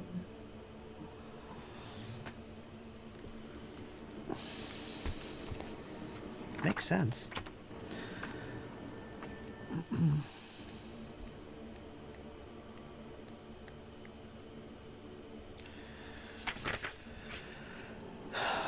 Rock dwarf, strong-blooded dwarf, and you chose forge dwarf, right? Yes. Alright, there's environments are inhabited blistering chambers of the earth. This grants you a resistance equal to half your level, which is 4. Minimum 1. and you treat environmental heat effects as if they were one step less extreme. This should be something on your feats page. I don't understand why it doesn't say this. But yeah, you have a resistance of 4, so minus 4 from 256. You take 52 points of damage. Fire.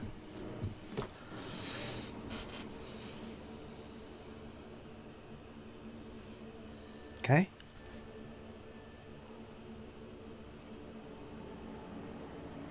Dun, da, da, da. I take it the lock opened after this? Yes, it opened. The door is open. Think there ain't much door left. It just exploded. There was a big fireball trap on the door. Is basically what that was. Boom. So everybody, and that would be all of you. Although maybe some of you might have escaped, but it took half damage anyway. Being around a corner, but I don't know. We're going to give everybody a reflex save. Or take full damage. So it only lasts a few seconds after this explosion. Boom. And you can see into this chamber, Bjorn and Valafor. That better have been worth it. This chamber is dusty and dry, although the flames took away a lot of that dust. At its west end sits what looks to be a stone slab, 3 foot high. Atop it lies a small body covered in funeral wrappings. This is what you see in this small tomb, as it were. Bjorn Bjorn will Valafor. approach the body. Stepping forward into the chamber. Clank, clank. Let me see if I could bring tokens out onto the map. This is getting Kevin's cluttered. busy trying to pat the fire out of his beard. Yeah. Shaking his head and blustering. What beard? That was is a warm left? one.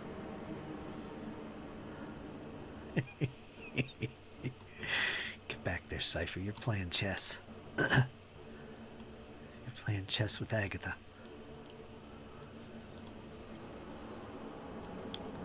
Dum, da, Okay. dum, da, da. Bjorn? Draug is not in there either. I'll move you back here. But Valafor, you're at the door, I assume. I'll be with Bjorn. Bjorn, put your hotkey lighting on because I don't have it on. It's about to go black. Got it.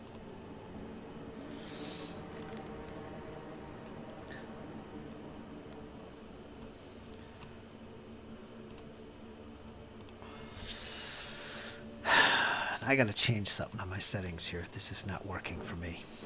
I have to change something. There. There. Alright, so that looks good. Bjorn, Valafor, Cypher.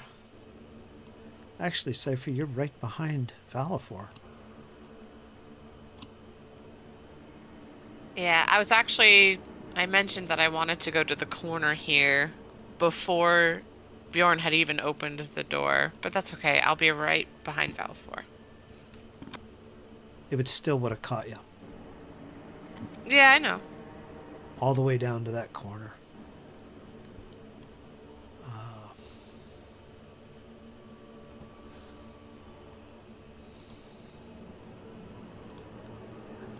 Agatha, where's your token?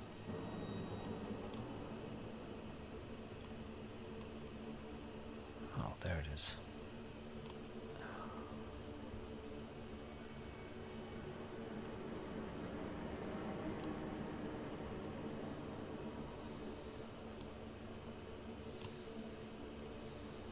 This game is not flowing tonight. I don't know what it is. Anyway, I'm having a terrible time. Alright, so you approach this body sitting on a slab.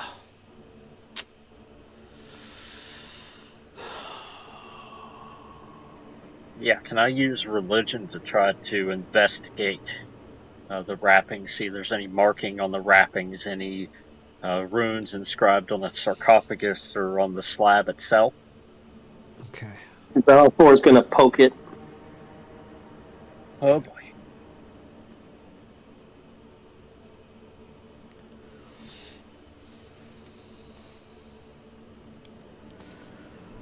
All right. As you move into this chamber and you see this body lying here, you draw closer, Bjorn. Valafor, you're closing in behind with your sword, your axe drawn, ready to lay into this thing, even if it's gentle.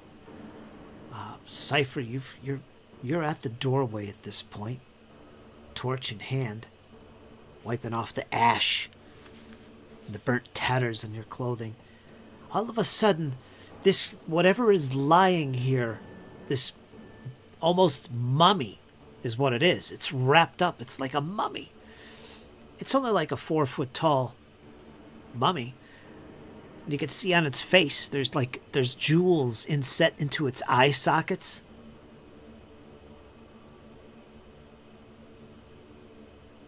A crown on its head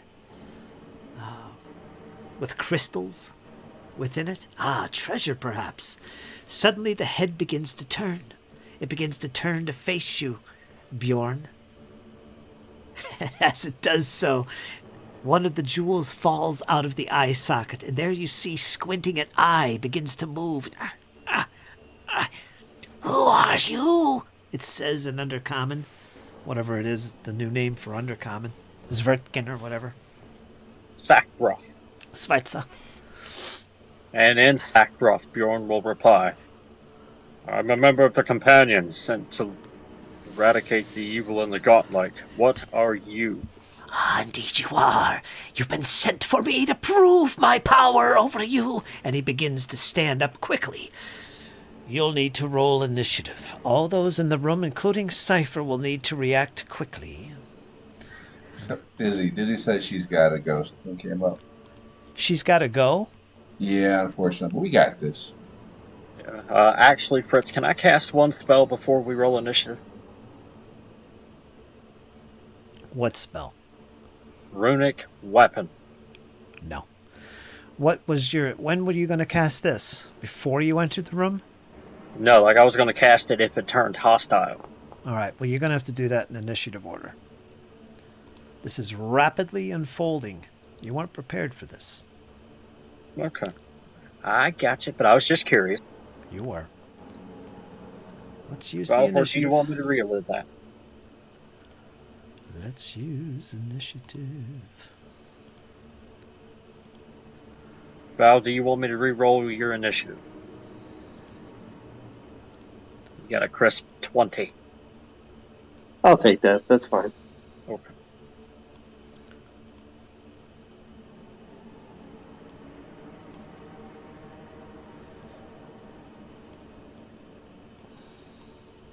Actually, I'll put all you guys in the initiative just to save us time. But mind you guys in the back have no clue what's happening right now, so when your turn does come up, unless something happens to make it clear, you really can't react to the situation.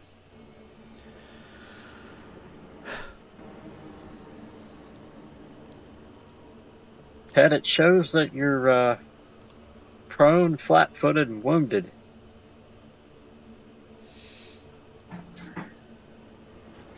Why would that would that have been from the trap?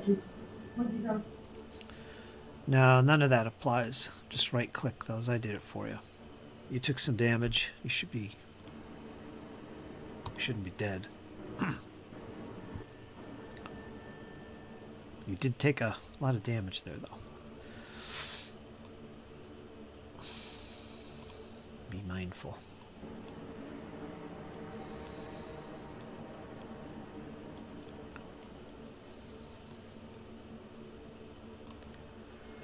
All right, first up. It's the creature.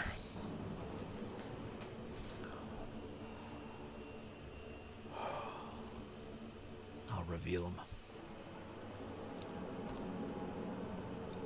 Can you see him on the map? No, he's invisible. There he is. No, but he popped up on the tracker. Yeah. All right, there he is. Gorsel Fifth. You've disturbed me again. You shall pay. Says this little 4-foot tall, desiccated dude. He looks similar to the other ones, Bjorn, that you fought before. Surely he can't be a challenge. I've already killed one of you. You've been sent to prove my power. I shall one day be a great and powerful lich. He's gonna lay into you with some deadly respite, or whatever that means. Is that Spidey? Yeah, that's... What the hell is he doing on the map? I see like 3 Spideys right now. Oh my gosh. Alright, I think I got rid of him. Agatha's in shadow mode. Alright.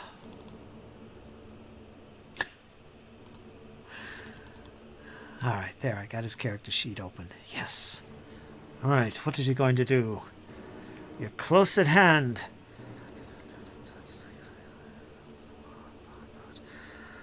Alright, pretty straightforward. Yes, he's going to try and clobber you once again, Bjorn. Fists of fury coming your direction. These guys don't seem to like weapons for some reason. He lunges at you with fists. 31! Hit. Hit. Normal damage. I'm going to need you to make a fortitude save.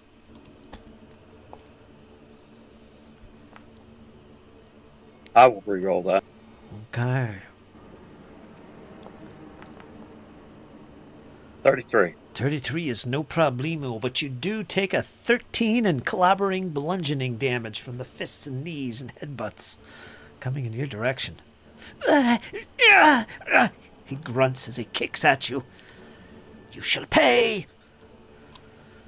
I know you're waiting for that attack of opportunity. You dog, you. And plus, I'm using a 2-handed weapon, so... Yeah, you'll cut him down. But he's going to try it. What's he going to do here? He's got 2 actions. So. What do you mean you don't think? Get that out of there. Let him cast a spell here. Then you can attempt your... Well, go ahead and attempt your attack of opportunity. Your retributive strike, because he's going to do a spell. Yeah, what's this? And I will hero point that as well. No, yeah, not one. Not even close. Oh! I told you guys, my dice was going to fail me tonight. I told you, I'm going to die. That means I could pick any spell. Any spell that is mine. What do I cast? Ooh, maybe this would be appropriate. No,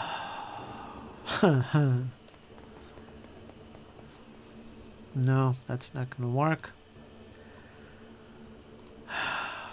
Well, let's try this. Maybe. It's only a... Yeah, he's going to try and make an arrow appear above his head. Glittering green. It's acid arrow. Range 120 feet. Targets one creature. It's going to be you. Defense is armor class. So whatever your armor class, he's going to try and hit you with it. So let's make his attack roll with this spell. Heightened 2. Heightened 2. The initial damage is 2d8 and persistent damage increased by 1d6. Alright, let's do this. Oh, 29. Hit, normal. Just gotcha. Barely got me. Alright, roll damage. This is going to be 3d8 acid damage coming your direction. Well, 13 points of damage. Plus... Didn't get a critical.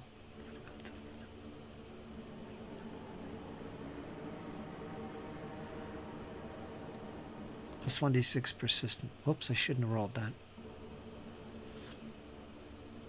Let me drag that to your token. Blink. Take 1d6 persistent acid damage. Okay. Yeah, we'll leave it at that. Those were his 2 actions. He's done. That's it. It's up to you. Bjorn, you're next. We're going to, yeah, I'm going to swing for the fences. Hit, normal.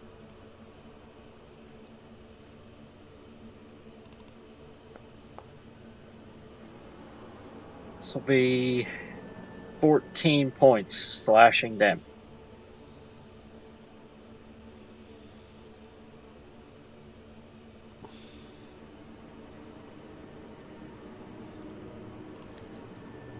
$14. Yeah.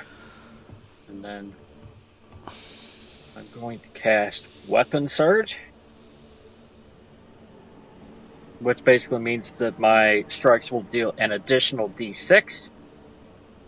And then we're going to try again. Nope, nowhere close. Done? Yes.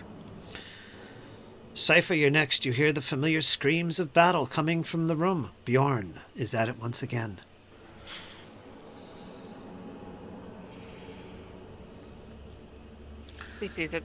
He's finding it hard to strike a hit with that last attack.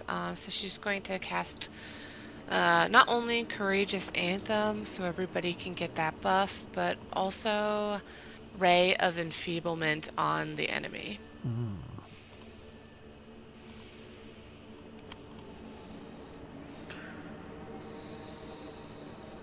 So I'll roll the attack, and then it rolls a Fortitude save.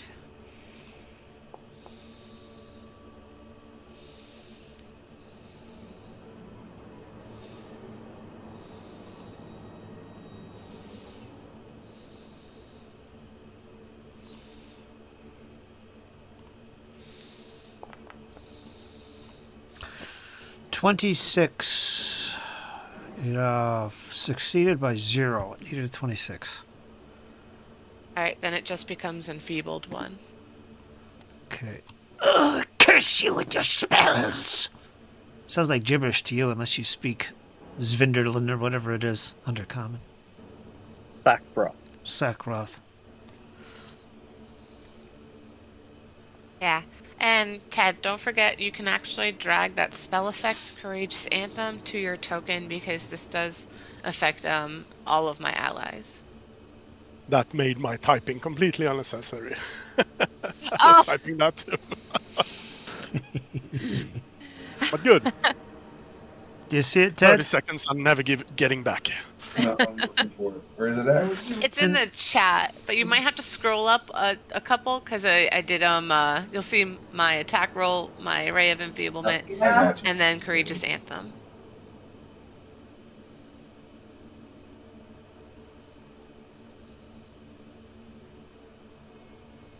Where it says spell effect, Courageous Anthem. It's backgrounded in red. You drag that. That means it's draggable. You drag that to your token. There you go. And it lasts for 1 round, so unless I cast it again next round, I believe this automatically comes off, so you'll just have to, every time I cast it, just look in the chat to drag it. Awesome, thank you. Go ahead, Drog. Drag swings around, she looks to the north and raises his weapon to hold up the rear guard. The whole corridor is full of people. There's no point in him going in there. Valafor? That's my turn. You're up, Valafor. Okay, I'm going to move. I'm going to take a 5-foot step and power attack it. I knew it, you beauty!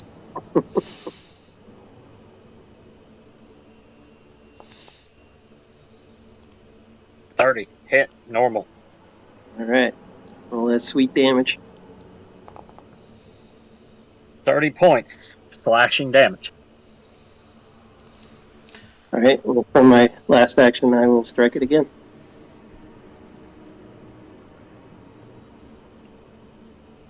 Well, power attack's 2 action. No, it's only 1 with my feet. Oh, yeah, that's right. Sorry, it's been a minute. Yep.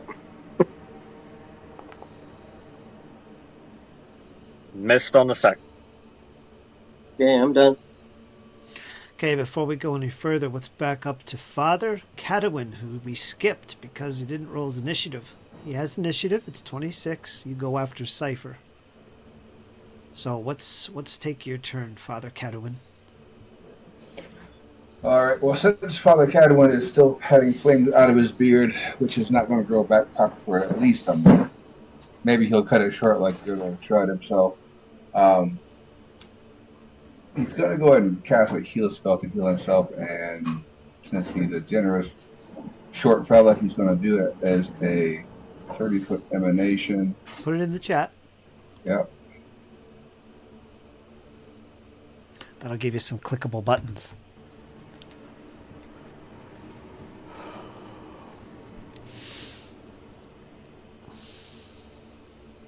There you go. So you can click 1, 2, or 3 actions for the heal, whatever you're doing.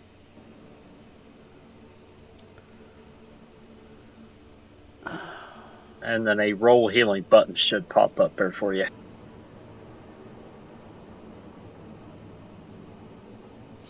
That's Oh wow, this even gets him. I like how it's blue.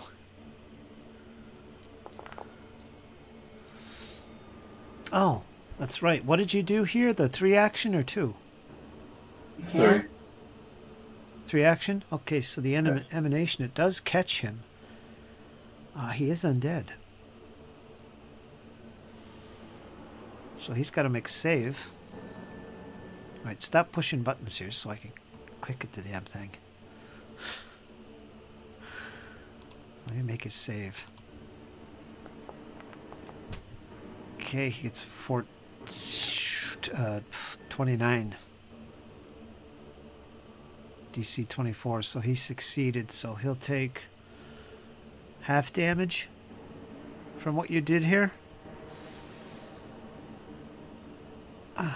What'd you do? 30 points of damage or healing? Yes, I'm sure. So 30 points of damage, 15. He took 15 points of damage. He definitely reacted to this. You can hear his screams. Around the corner, you peek and see this strange short creature. He's obviously undead. He's feeling the power of positivity from your god. And Ted, in your result roll there, you have stuff, small buttons. One of them says heal. If you click that, you automatically get healed, which is nice. All right. Thank you, sir. Here you go.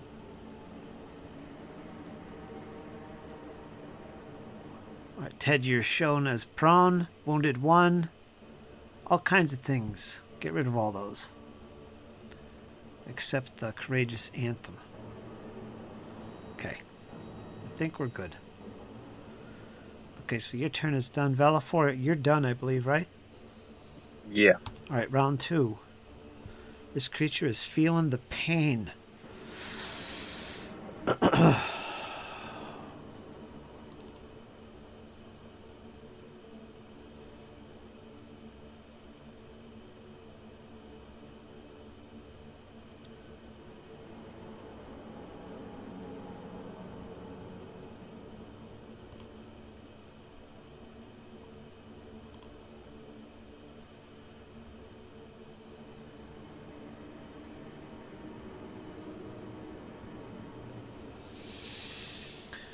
What's your reflex DC?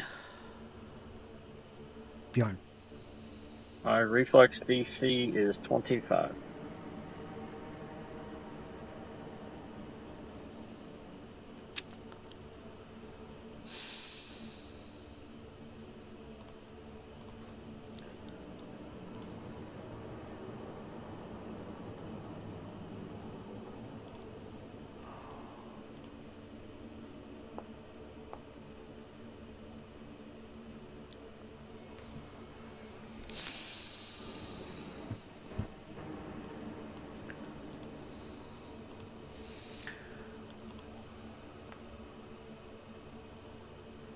Your armor class is 26. Yep. All right. It's kind of standing up on this stone bed, so it's about your height. It tries to push off it and get around the side of you and grab your shoulder and get past you. It's trying to tumble through. It failed miserably. You stopped him with ease, Bjorn. And as he pulls away, he attempts a few punches and kicks in your direction, which do get you with a 28. If you're good with that, we're going to roll his damage. It's going to be normal. This will be bludgeoning. Would that tumble through be considered a attack of opportunity? I believe it's movement, yes, which it could. Let me verify that. Then we both would get a reaction. Yes. Absolutely. Let me look and see. I believe it is. It's acrobatics. Tumble through is move. Yeah, it's got the move trait. So if you want, you can both make this attack before he made his attack on you. So you might be able to kill him. Go for it. Here we My go. critical hit. All right, crit him. Now, my weapon surge is still up, so this will do 2d6 spirit damage on top of everything else. Doubled. Yep. You double 36 You points. double the total. You don't double the number of dice. So that'll be 36 in total from me. Okay. And then we're going to do Jess's here. Okay, Jesse with his double-handed nastiness. That's a hit. Normal.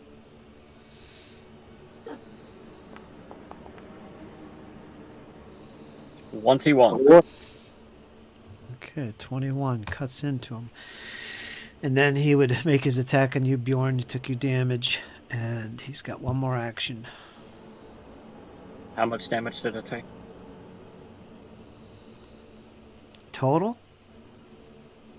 I don't know. Yeah. It's in the chat.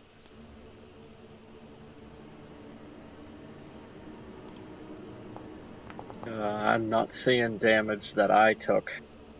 Oh, that he caused you. 1 second. 31 with the fist. I gotta remember what I was doing here. I guess that's an attack roll. Yes, so that would be a hit. His damage for that. Okay, so there's that plus what he did before. It should be... Let me see. Hold on, Bjorn. Got all kinds of rolls here.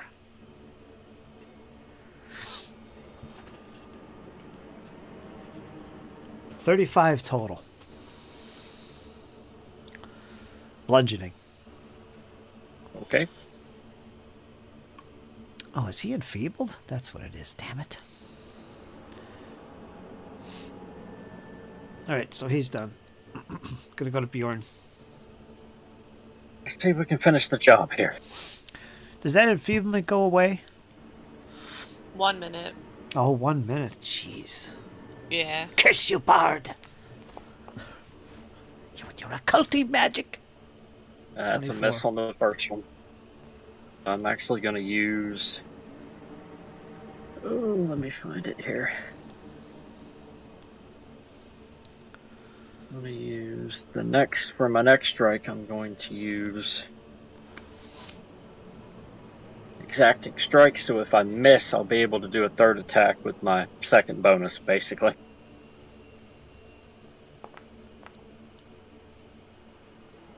That's a hit, normal.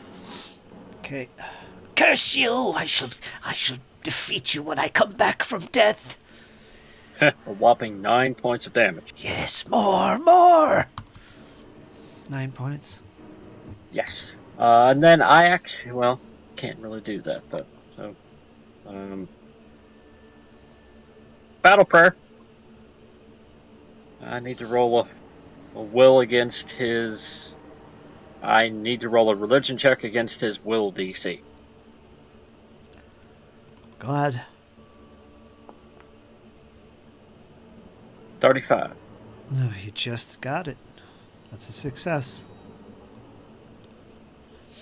That'll be normal success, so we'll do a D6 spirit damage, so that'll be another 5 points of spirit damage on top. He takes 5 points of spirit. He's struggling.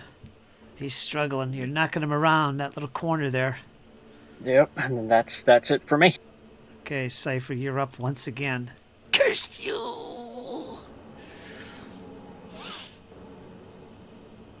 finding some stone debris, I'm going to be casting telekinetic projectile. Just gonna use like any old rock for some bludgeoning damage. Okay.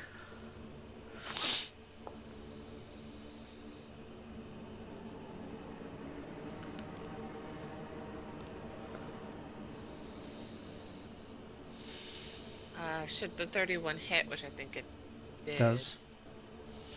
That's 18 bludgeoning damage. 18 bludgeons.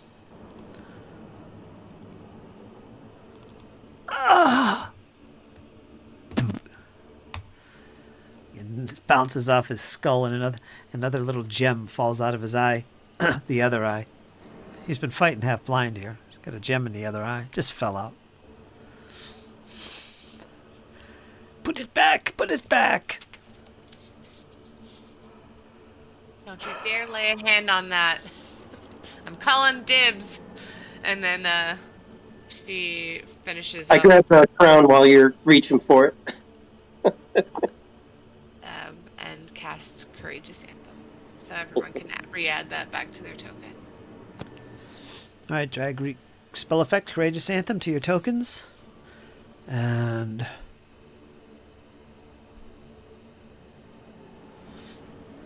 gonna go to Father, Cadwin, Sunforge. Well, he's had enough to stand at the back, so he's gonna draw his hammer and his shield. And he's going to advance into the room.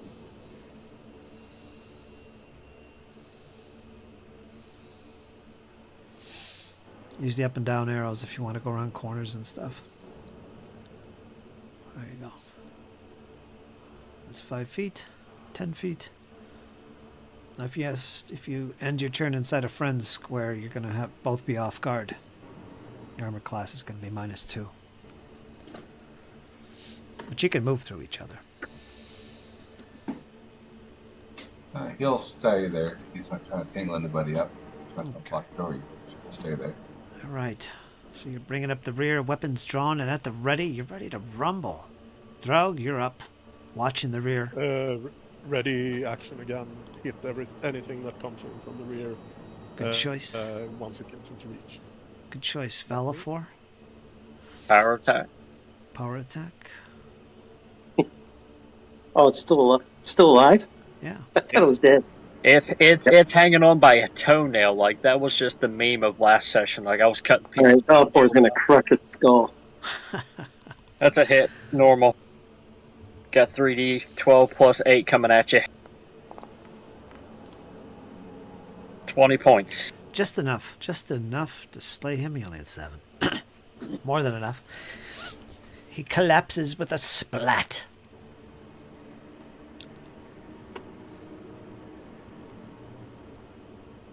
Splat. Valafor cuts into its neck, pulls its head off, and as it's in the air, he grabs the crown off its head and pulls it off.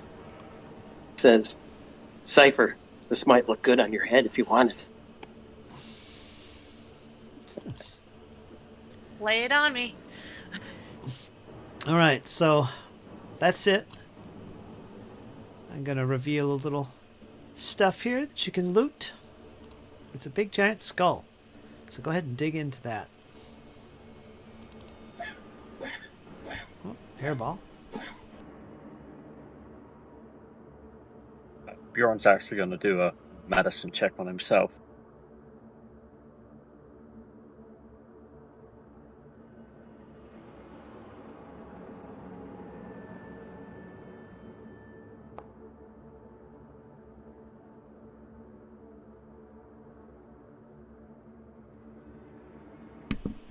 You want Yeah. any of this, Jess? Dig into that loot and spread it around if you want it. There's lots of gems in there. This guy was covered in gems. Just go for it. Drag it to your sheet if you want stuff. Bjorn's just going to kind of look to Cypher. More room in your bag. Sure, but if it goes in my bag, it's mine.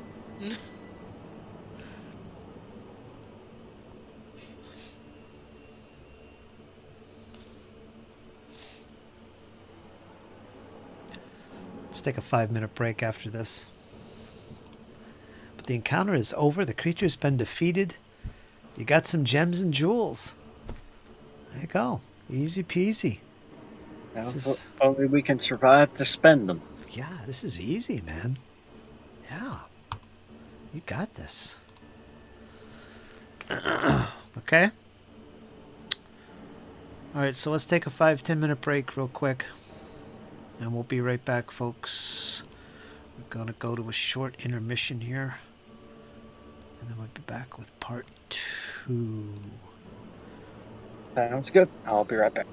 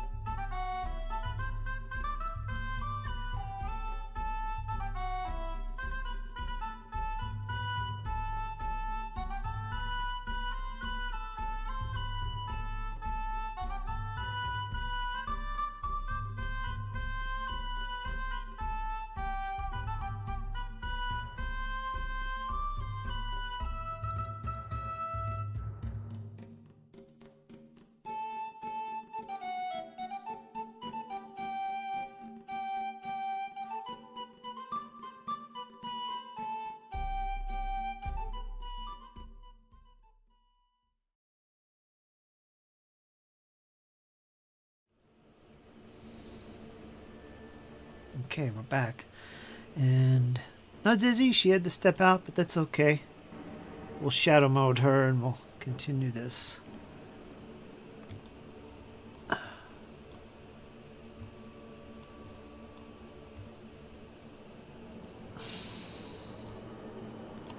Right, so, okay, so you had this rather quick battle in this tomb-like room with this, I don't know what he was, some kind of undead gnome of some sort, and he thought he was going to be a lich one day, and he's got his wraps going on, and he's got his jewels in his head, and he was kind of looking forward to fighting you guys because that'll bring him closer. He knew this was going to be this is going to be what's going to make him the lich. He needed this fight, but you killed him. Yeah, we brought him closer, all right. Closer to death. So maybe he will be a lich now. Damn it. The one time we should have spared Mercy, Jess. Soul cage. We'll see. We will see. Yeah. Just something else to kill. All right. So, with Cypher in the lead, where do you take the party, Cypher? You found yourself at the front. No. Nope. She's in the back.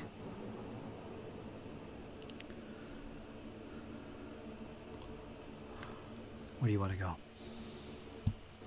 South. Yeah, let's check out what's behind the corner. Ooh. As we travel on, Cadwin's going to start praying to try to use the sacred ground. Drau's gonna make sure to stay behind the corner here when they approach the next door. You see a door, Bjorn. There is a keyhole, a rather large one. I will actually look at the door facings, the trim piece, the kick plate, the side plates, and the top. Looks exactly Or I like the even door put my that you ear- just passed through. Okay, then I will take me a listen. And I'm being extra cautious around traps, like I'm taking a little extra time, feeling around the door facings, the kick plates, top rails, and everything. Did you make a roll? Doesn't matter. You hear the rattling of cages and a low grumble from beyond the door. Rather close, actually. What do you think, Falafor? Kick the door in? Balfour's getting ready to put his shoulder to the door, Go for it. force the door. Force the door. Your shoulder hits hard, busts it, right? Almost off the hinges.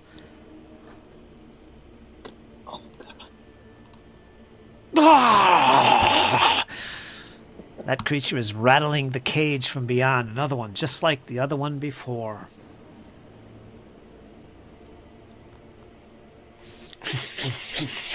As it spots you.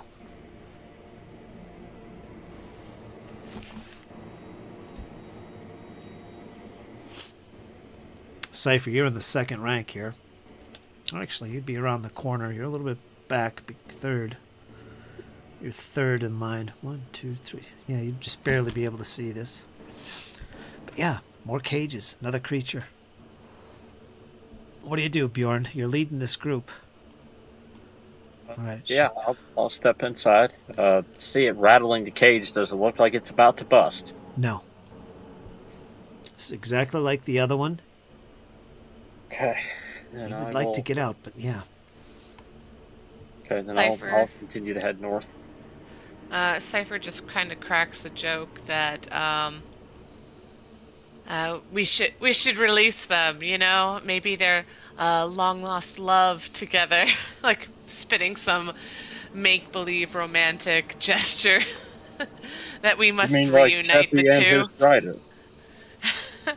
You mean I like was Chappie's kinda love looking at you affair? Oh no. Ew. Yes. That's a- Forced to forever look upon each other from across the cage. Never able to be reunited. We should just open the cages. Just open them. See what happens. I think not. So that's what you see behind this cage here. Lizard-like creatures. So there's more creatures. Now, looking close at the map here.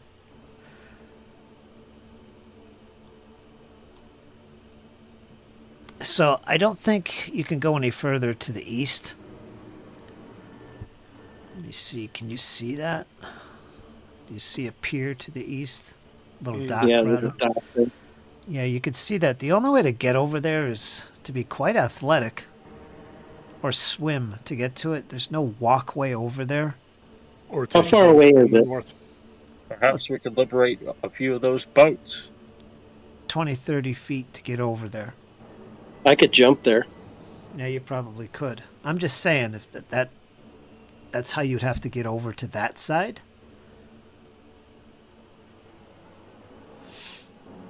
So there is that. Now, you said you were traveling north, right? Yeah. All right, you see another creature in this cage here. Come close. Come close, I can help you. Click, click, click, click, click, click, click. It starts to make clicking sounds. And what kind of help would we require from you? I want to be free. You can help me, I can help you. Click, click, click, click, click, click, click, click, click.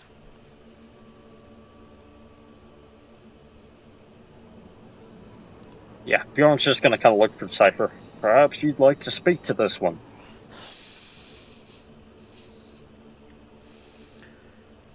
Yes, I want to be free. This guy speaks. Let me double check his language here.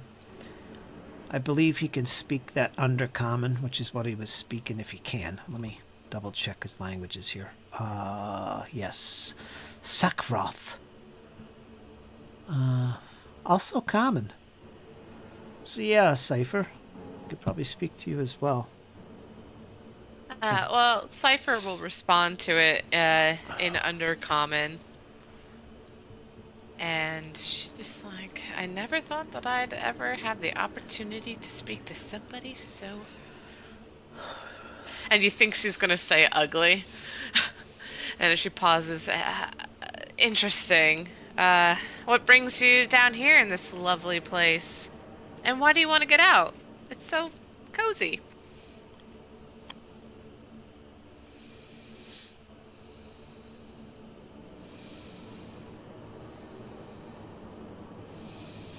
I just want to be free. I've been trapped here for so long. If anyone would like to make a recall knowledge on this creature, you can do so. I will tell you what you need nature. to roll. Drag would like to do it.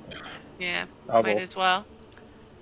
You will have to use occultism. Yes, occultism would be most appropriate for this particular creature. I'm going to ask who put them in there. 1 second.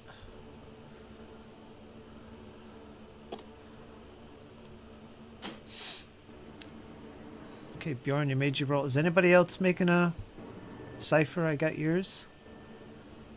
Yes. Did you want to do one, Jeff? If it's not of this world, then there's no point in me rolling.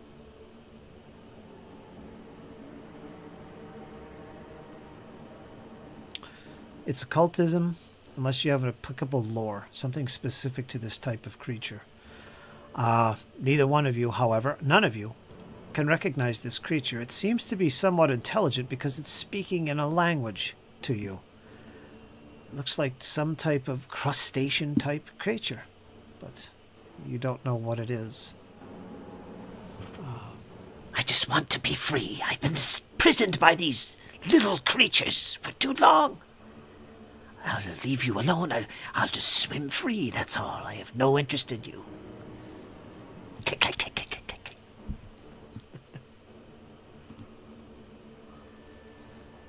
What would we get if we were to free you? How can I offer you anything? I'm imprisoned. I know where there's some valuable eggs, perhaps. Yes, valuable indeed. The others, they come and they hunt those eggs. Surely you would find them valuable as well. I just want to be free. What use do we have of eggs? They are worth much here underground. The humans come up from below and they take them and feed on them, or rather give them to the worship of their new god. Yes. Oh, new god.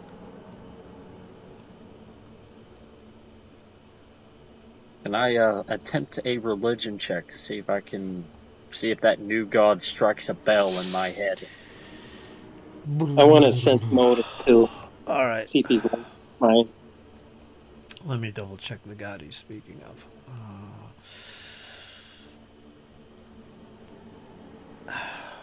Well, he's not saying the name of a particular god, but he can describe a creature that dwells here, that these other creatures he calls human are actually worshipping. Now, the creature itself is named... Wait a minute, that's not the creature, is it? Wait a minute.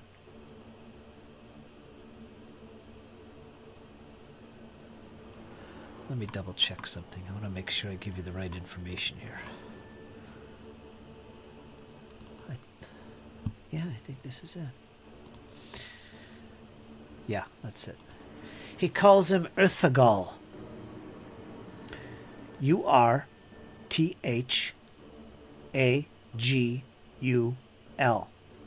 Urthagul. Urthagul. However you want to pronounce it. I know this creature only by name, and that is what he is referred to. Click, click, click, click, click, click, click. The creatures, they worship him.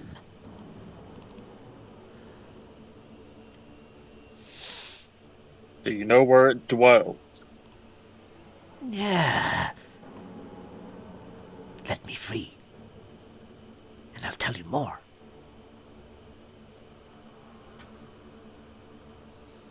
Cypher's gonna go unlock the cage.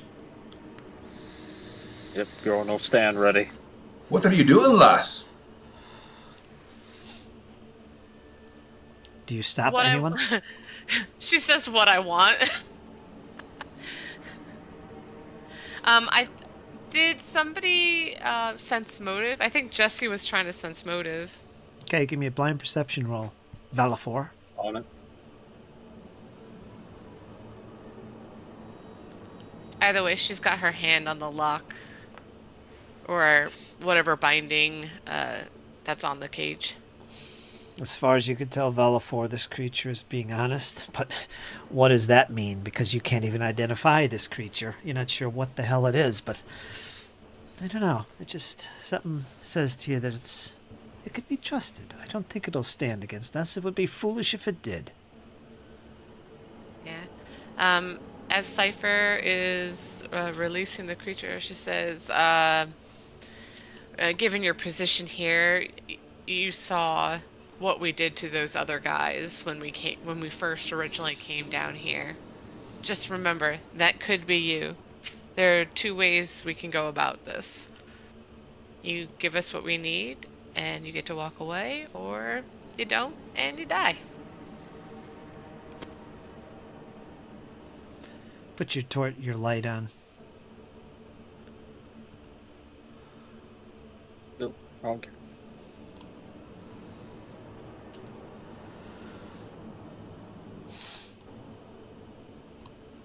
So this creature slowly begins to leave its cage, and for a moment there's a silence in the other cage to the left as well, as this other creature just seems to almost watch as you freed one of the other prisoners. And it begins to step out and into the water itself. We'll put it here because it's actually not coming out of the water. Thank you. If you want to find this god creature, he lies To the east, in the caves above. Yes, they worship him. They do. Up there, high. Now I will be gone. And he disappears under the water. Wait, but what about the location of the eggs? He's gone. Okay. You missed out on the eggs, though. He didn't want to reveal it anyway. Screw you! You let him go. All right. If I find you again, I'll kill you! Whatever! Echoing. Caves. All right, so, yeah, there you go. He seems to have disappeared into the murky, stagnant waters. And with that, the other creature, you've been here before. This is the other side of where the elevator came down. So you went in a circle here. This creature here begins to rattle the cage angrily once again. And you hear cages to the south rattling as well.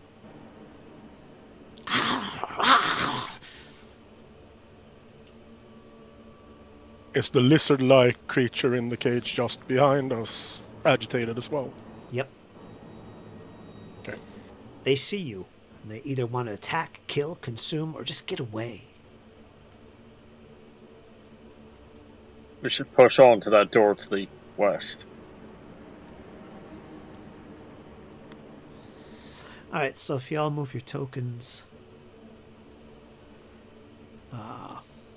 there is another door he's talking about right here.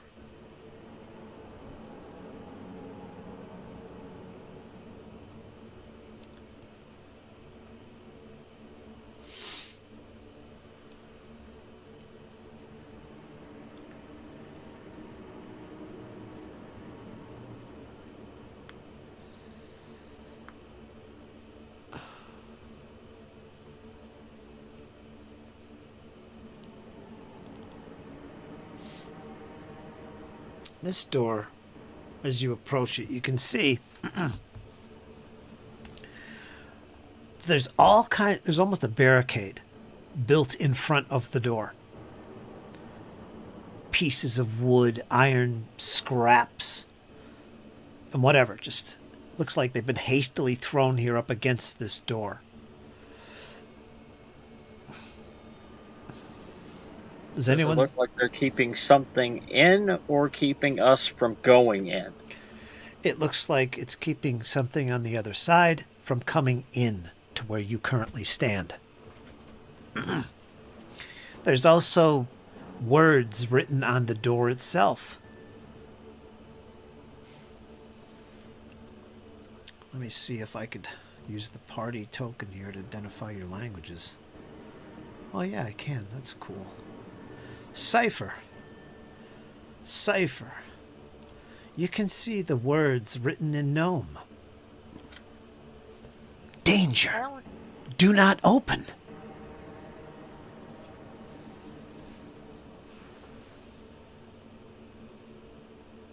Cypher's originally puzzled by that and immediately stops Bjorn.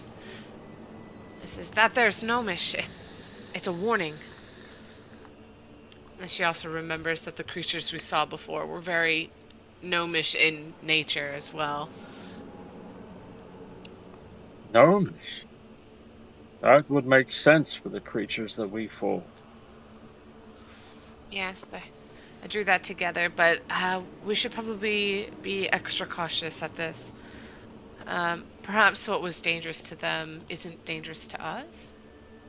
Being adept,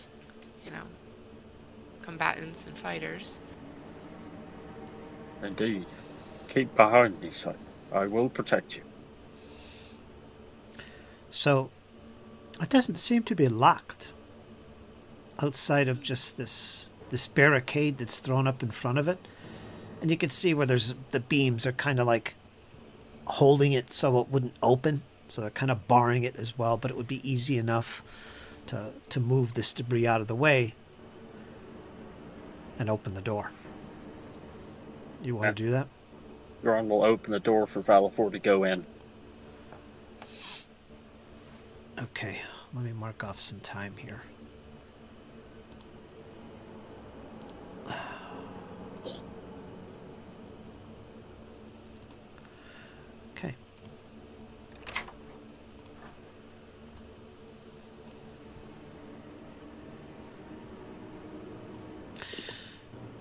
and it looks like a natural cave. It all looks like a natural cave, but it looks like this in particular is like 5 foot wide, and it begins to widen after about 10 feet into this cave. It begins to widen as it heads south into maybe. I'll need a light source. I can't see. Yeah. Bjorn will step in once you give the all clear.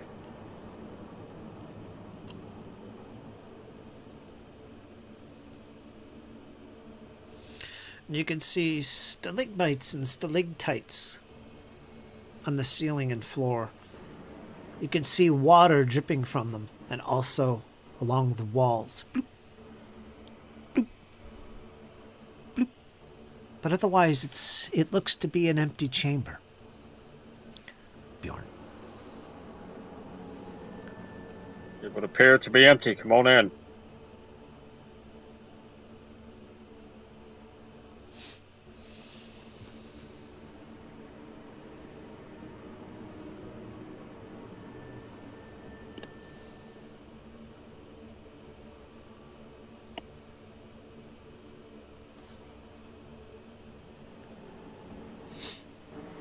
You don't see any exits. I see nothing of note or anything like that. Well, considering we got 2 people, well, 1 person searching, I get the disappeared. Velafor.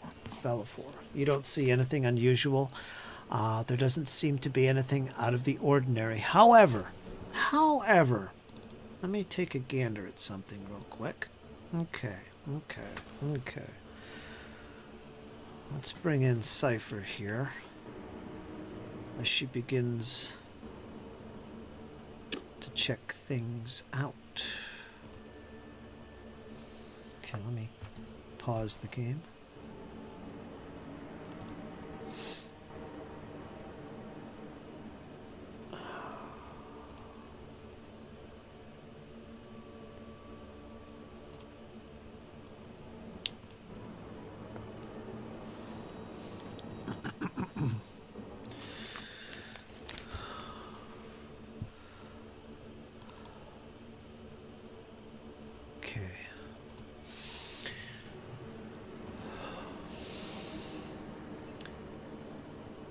Yeah, nothing seems to be out of the ordinary, Cypher included. You begin to look around, keeping your eyes peeled for any strange markings or indications of something occultish, unknown, mysterious about this cavern, but it seems all natural.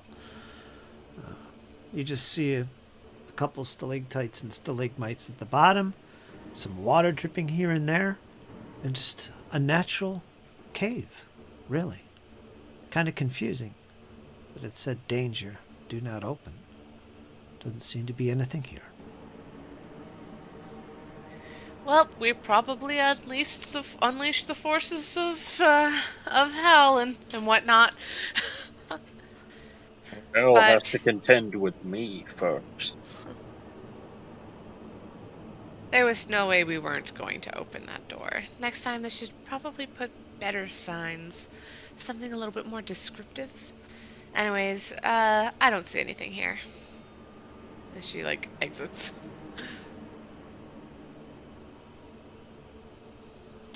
Feel free to take a look around, though.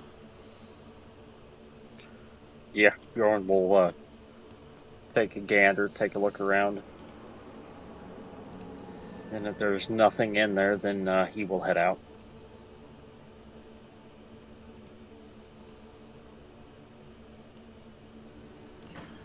Cadwin's actually going to cast Detect Magic, see if there's anything they're missing.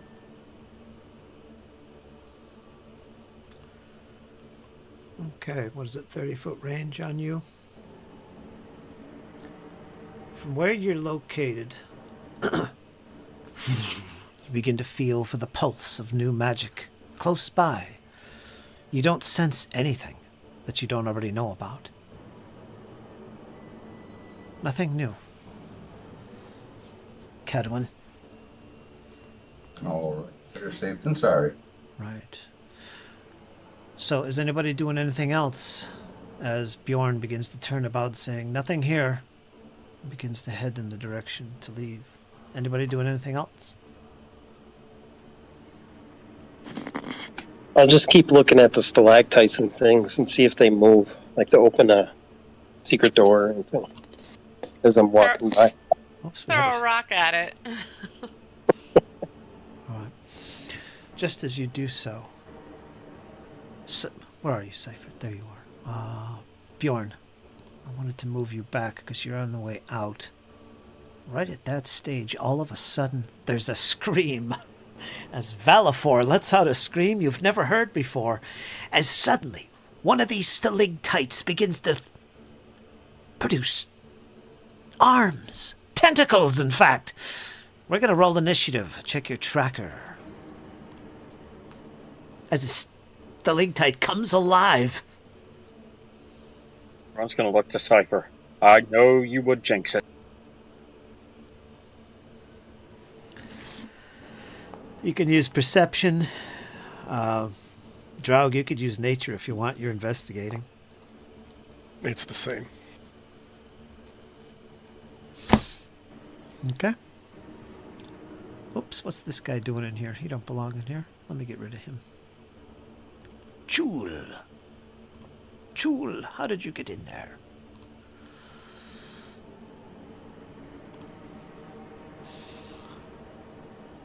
Bjorn, you're up. So what you're seeing right now as you turn around, hearing the screams from Valafor, he sounds quite boyish. You never heard him screams. Yeah, like Bjorn's more frightened about that. Like, is your armor grabbing your chainmail pits or something? Yeah. You turn around and look in the direction that he's looking, and there, maybe 10 feet away, you see one of these stalactites springing arms, tentacles. And this is what you see. All my monsters sound like that, don't they? It's terrible. Just said he's got to bounce, but he'll see us whenever he gets home. All right. Too bad. So, yes, singing that, you want to unpause the game for me, Fritz? Okay. Bjorn's going to kind of step in front of Valafor off to the side. And Hold on.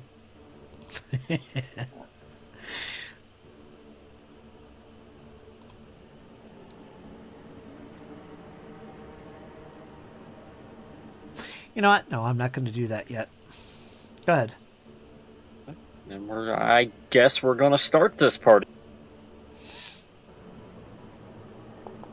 Ted might know what this creature is. It's a classic. Yeah, I do. 29. Hit. We know what it is. Oh, yeah, I know, but I just don't want to say. That'll be 17 points slashing damage as I cleave off a tentacle. Oh, they're not sprouted yet. That's why I didn't make my attack of opportunity on you. Because he actually has to spend an action doing this, and he's currently doing that. So when his turn comes, Gotcha. there's his little arms. Okay. All right, so what did you do? You made an attack, got a 29. Yep. Okay. 17 points slashing damage, and then I'm actually going to weapon swap. Let me get his armor class showing. Okay, So, that takes an action. Get the... I want the bow. Wait a minute. And then we will, 17. yeah. We will try that again. No, not good enough. Okay, you did 17, right? Yes. All right. Now you cleaved into him. Did some damage. Are you done? Yeah, I'm done. All right, Cypher, you're up next. Also surprised to hear such a boyish scream from Valafor. It's been a while for sure, but my God.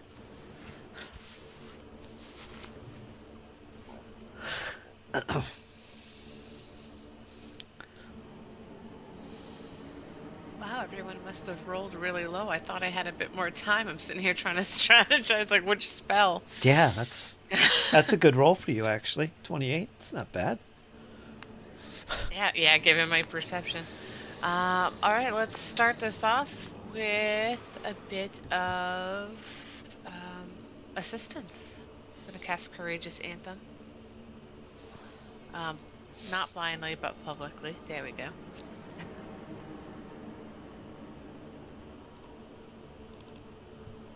And then he's going to scream at Valaford, "Duck!" And she casts Produce Flame. I guess she's aiming upwards, right? Yep, 29.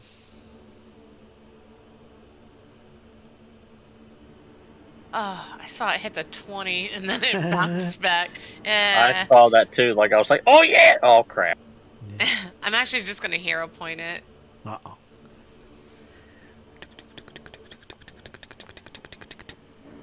23. Ugh. Yeah. That's alright. And that's my turn. Okay, the creature's up next. The brave Roper. He's next. Alright, first of all, he's got to spend an action to do this now. So this is when his strands are extended for an action. You see 6 of these thin, sticky tendrils. Is that a manipulate action or an interact action? It's not a movement action. I don't think. It could be. Let me look and see. It spared me the attack of opportunity, so I will spare it the attack of opportunity. Yes, but let's look. I'm very curious.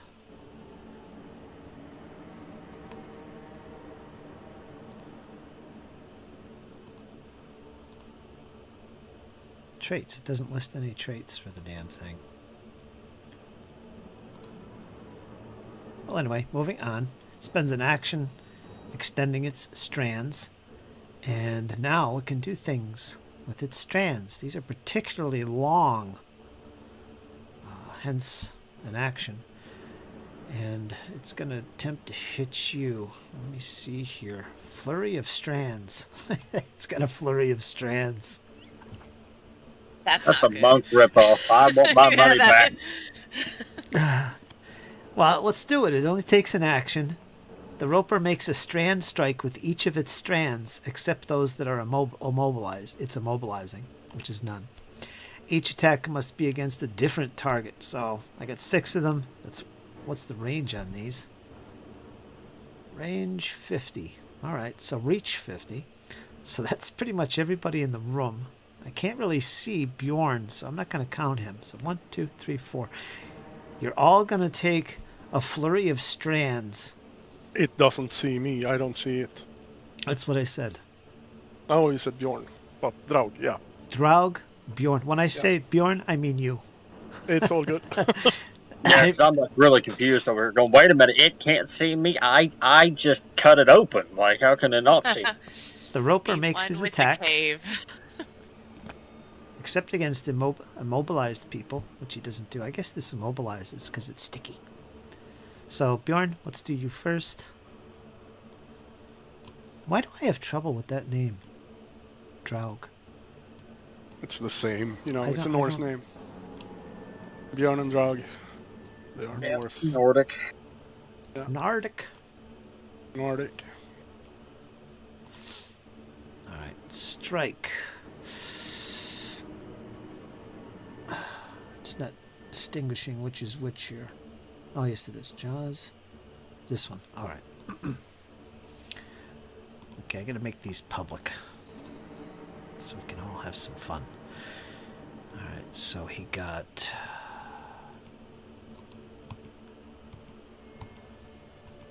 Well, he got a 40, but I can't show it. He got a 40 against you, Bjorn. That's critical. That's critical. Oof. And every which way but loose. There it is.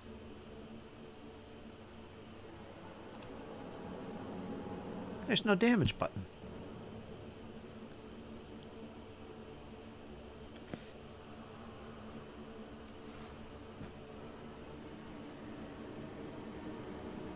There's no damage on this. Oh, they don't do damage. All right, let's read it. It Sticky probably strands. like auto grabs. Yeah, they're and then they grapplers. probably he consume dragged or you in. something. Sticky strand. Any creature hit by a roper's strand is enfeebled 1 and grabbed. So, Feeble 1 and grabbed. And grabbed. Additional hits from the strand increases the enfeebled condition value by 1 to a maximum of 4. This enfeebled value decreases by 1 every 8 hours. The roper can move while it has a creature grabbed with the strand, but it automatically releases the creature if it moves beyond the strand's reach, which is 50 feet. If the roper moves beyond a reach. The roper can release a grabbed creature. That's not written right. As a free action, a creature can sever a strand with a target attack that is armor class 27 and deals at least 18 slashing damage. This doesn't deal any damage to the roper itself. Blah, blah, blah. Alright, so there you understand how that works. Oh.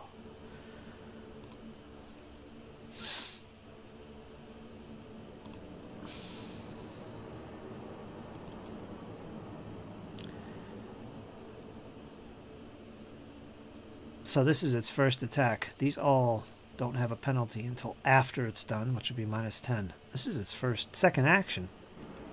So against you, Bjorn, or no, Valafor. 38. That's critical. I guess it doesn't matter if it's critical, because it just enfeebles and grabs. Well, it's got me restrained.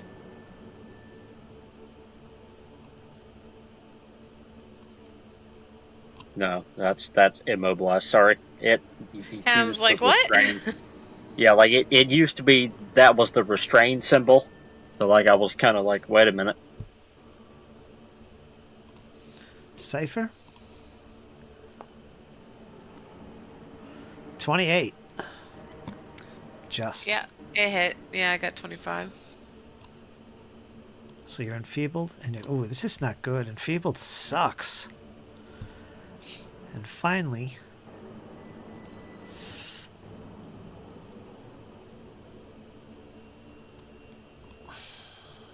the dwarf.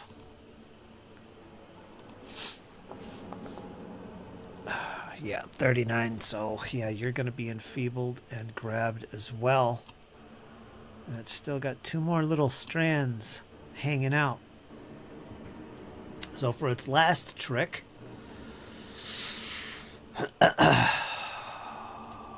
And shield block wouldn't do anything to stop that, would it? shield block wouldn't, because there's no damage involved here. Yeah, you need to have damage where you can, employ your shield. It's just basically sticking onto you. Imagine the tentacles wrapping around your shield as you try and block with it. It's just, it doesn't help. I mean, that'd be fine. You can grapple my shield all at once. Yeah, I'll just throw the damn Okay. shield. There you go. I'm out of here. Sticky strand. Enfeebled, grab. Yeah. That's all that does. All right. Okay, it's got one more action. Bjorn, it's gonna make a jaw attack against you because you're within reach of him. So as it's got you grabbed, it's gonna try and consume you. This will count as its 3rd plus attack. So it won't be easy, I don't think. Not with a 1. Nope. So it's done. We're going to go to Valafor. Let's see. I guess I'm going to make an athletics to break free. Okay. I guess that's how we do this. 30. You could also attack the strand. Armor class 27. 18 points minimum damage will sever it. It will sever the damn thing. And 1 less tentacle to deal grab. with. Yeah. Yeah, but that's part of my plan, but he's got to get ungrabbed first. You could attack while you're grabbed. Okay, then I'm going to attack the strand. Well, power attack the strand that has Cipher. Grabbed. Lordy help me. Miss. He will hero point that. Of course he will. 33! That's a hit. Okay, normal damage. Yep, power attack. So 28 points. All right, you severed it. She's no longer grabbed. And 1 Cipher, yep. It's sticky. But you could easily pull it off, Cypher. What was the result of the athletics check? Because I rolled a 30.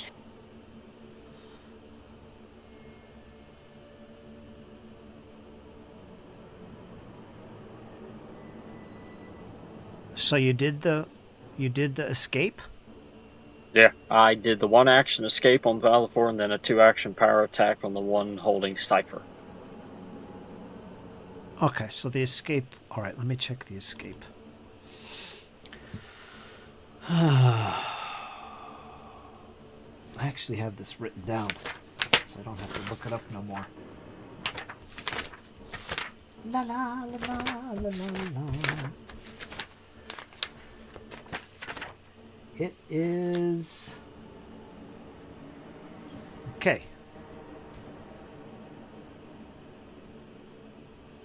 Huh. All right. So the DC for this is going to be 32.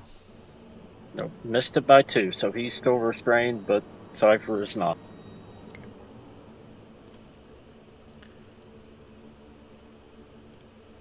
So you can go ahead and remove all that, Cipher. You're good to go. And that's all for Valifor. I got her. Okay, Father Cadwin. You also are grabbed. Basically, you can't move. Right. So he's going to attempt to call upon the divine wrath of Trud.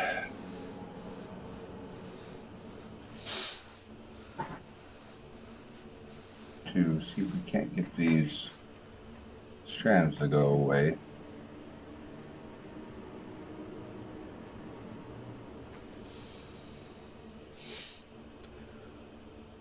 I have to make a fortitude save.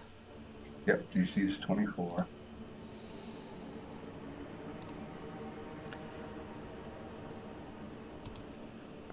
Trud, I call to you. Show your power.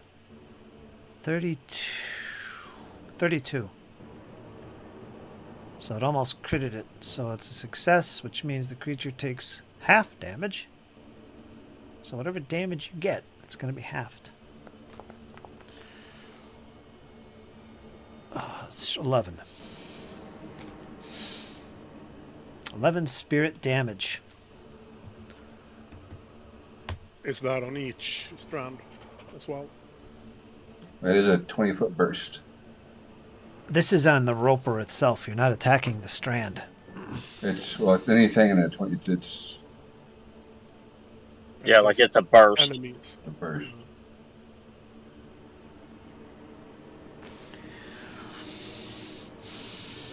What is this attack again? Spirit damage? It's divine wrath. All right, so let's understand that these strands, they're not separate entities in the sense that they're separate creatures. There's only one instance that they can be targeted, and it's specifically for the purpose of severing it. It has no effect on the roper. So your burst attack, if you want to target the strands in order to do physical damage, you're doing spirit damage, it's not going to hurt it. Okay, we'll do it. So my assumption was you're going to target the roper, who's also within the burst, and you'll do spirit damage to that roper. Okay, which you did. That What did works. we say? 11 points? Yeah, it was 11.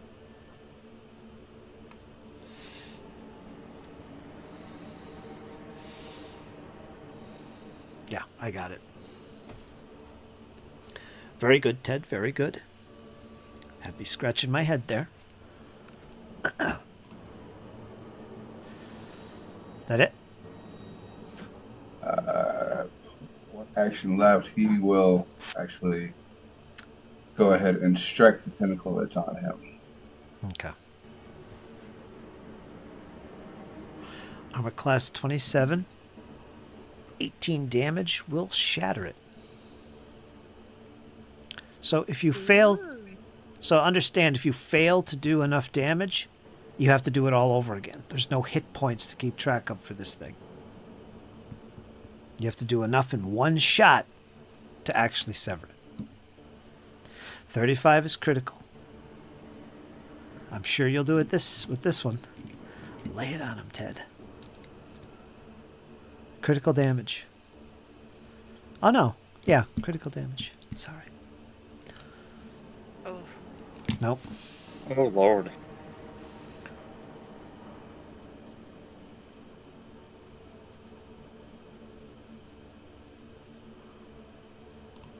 Draug, you're the only one safe at the moment. Draug lets out a shilling war cry from the north. Does a... Sorry, the counter tracker is in the way. He will do a sudden charge, since he is probably too far away. That's 20 feet. 5, 10, 15, 20. Now, you don't have to go around people. You can go through them. Cool, then I don't need to use sudden charge. Okay. He will stand here and he will start shopping, and he hits the ram that is holding Bjorn first. All right, as soon as you get behind Cypher, he's going to attempt to catch you with one of his other strands. Okay, this is its reactive lash. It whips out as soon as you make an appearance and scream. He's stuck there. 39, you are grabbed and enfeebled. So yeah, you're stuck. Nope, he got you. I will then hit the strand holding me. All right, go for it. 27 and 18 are the numbers. There we go. Got 27. I need an 18. I actually can't sever it. Why not? So I only do a D8. No, you can't with that. Nope. D8 plus 6. Not doable. But I can keep hacking it, right? No. Can I not hit it again? You could try it again. Try it again. Can I, by making 9 more damage, sever it? No. Then I'm done. All right, understand it's a one-shot deal. Yep, I get it. Because it's just healing back up as you're whacking at it. You have to get it in one good shot to cut it. All right. Done. Okay, we're going to go to Bjorn. I'm going to attempt to smack the tentacles on me. 35. Okay. That's normal damage. Oh, one under. 17, not good enough. Nope. Okay. Exacting strike. Does the creature seem to take damage while we're No. hacking at it? Nope. No. Oh. That's critical. Oh, thank gosh. So on the strand that's on me, 42 42. points. That strand is destroyed. It's now got 4 strands left.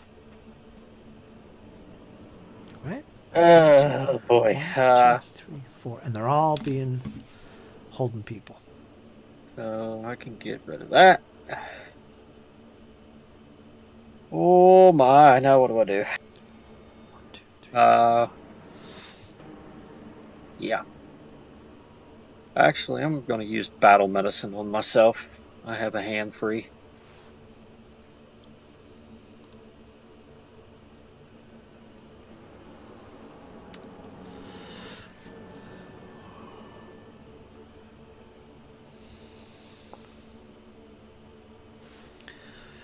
Take that and be good to go. That's it for me. Is that a manipulate? Yeah, it is. He does have one more strand free, I think. 1, 2, 3, 4. It had 2 left. Those 2 that were holding people were cut off. So it still has 2 left. It caught 1 with Draug. So it has 1 free strand left. It could attempt to attack you. Okay, and a 1 to 3. 3 in 6 chance that it's going to do that. All right, so it's 50-50. Yep, it does. It's going to use an attack on you. Now, if it gets critical, this is going to kill your spell. It'll disrupt it. Yeah, but it's not a spell. What is it? Battle medicine. Treat wounds. Oh, you're using battle medicine. Okay. Mm-hmm. All right.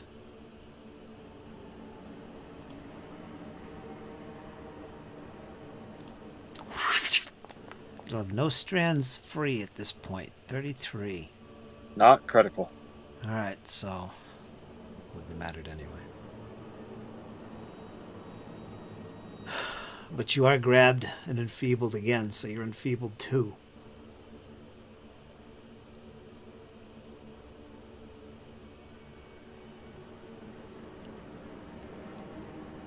Or you can do your battle medicine. Got it. 4 strands. 1, 2, 3, 4. Yeah, Cypher, you're the only one who's not affected by the sticky strands.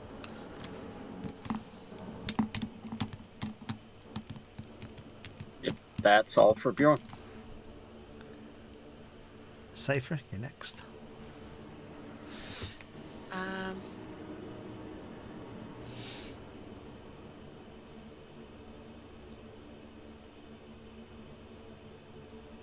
It already used its reaction for this round with Bjorn, right? Just now.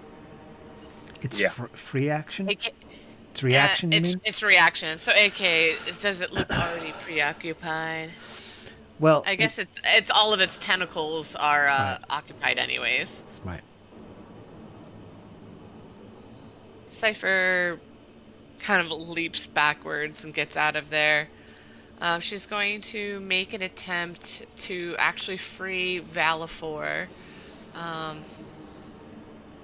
Because he looks just about ready to... actually, wait, no. I'm going to see if this has any kind of effect. Oh, she's breaking out the heavy cannons now. Thinking we need to get rid of this thing, we need to get rid of it now. This is a tense situation. And she's pretty much crossing her fingers as she's casting this spell. Ooh, Phantasmal Killer.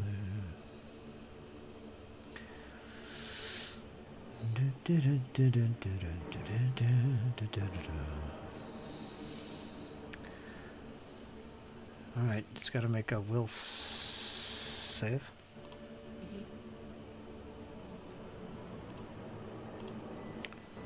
DC 26. Ooh, 40. So nothing happens. Not in that case. Phantasmal Killer. And that's my turn. And I actually have to hop off too. I know. Yeah. I've actually stayed past what I could. But have a good night, guys, and I wish you the best. Phantasmal Killer was the best I had, and it, of course, got a critical success, so what you gonna do? Have a good night. But you Bye. gotta run. Good night. Rachel. Alright, the creature's up next. It's got no free tentacles. Alright, so what it's going to do is it's going to try and clamp onto you. You're within reach, Bjorn, so it's going to attack you with a jaw attack. I think it's a 29. Hit, not critical.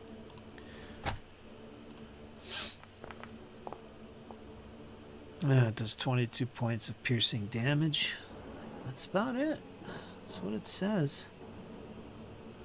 Yeah, that's it. So, there's your damage. Now, in the case of Valifor, it's going to...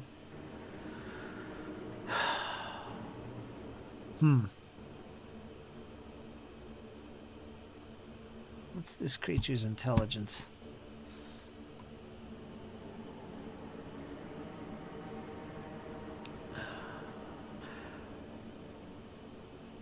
Alright, he's going to pull Valifor forward with 2 actions. And then it's done. It's going to go to Valifor. Alright. Power attack on not the tentacles, but on the creature itself this time. Exactly. Hit. I didn't realize Valifor was one tough cookie. 29 points. Slashing damage. That gets through. This thing is pretty tough, though. Doesn't seem too affected by it. It's just as interested in pulling you into its mouth and consuming you. But then he will try it again just for good measure. Normal attack. Miss. Miss. Alright, so he's done. We're going to go to Father Cadwin. Since I can't come to it, can I let it drive me too? So I can't move myself? Maybe. Is that what you want to do? Yeah, I won't get up close. I won't let it drag me in if it does. Right, you don't want to attack the tentacle? It has an armor class 27, and you have to beat 18 to hack it off. I'll give it a swing.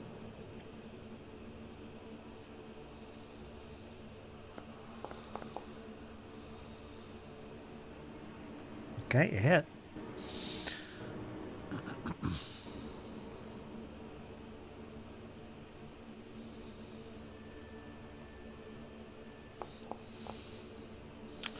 $12. Nope.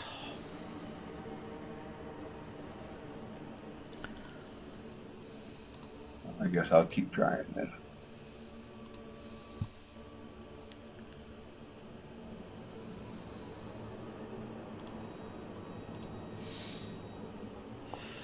$27.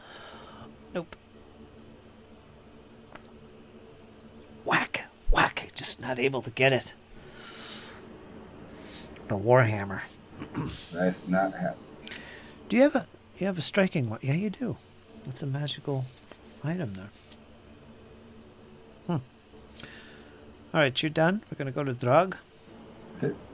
Drog's tattoos on his stomach start to glow as he activates the body.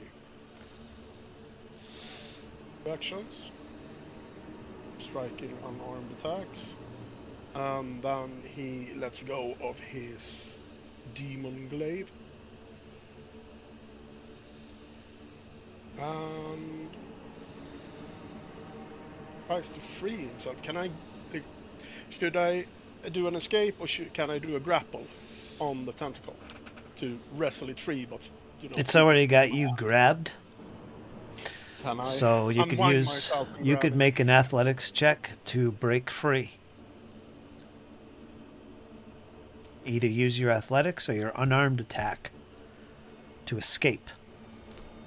Or you can attack the tentacle. I'll just punch the tentacle. I'm letting go of my...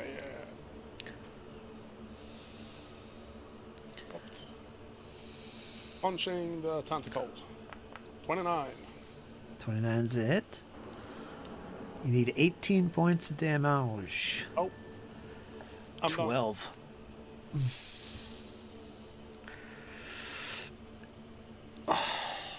You have no more actions? I'm done. Bjorn, you're up. Alright, gonna attack the creature. Not like that. Or not. Alright, we'll switch gears here. I'll attack the strand that's on me. 27, that's a hit. Nope. 16, nope. I'll raise shield. And that's all I got.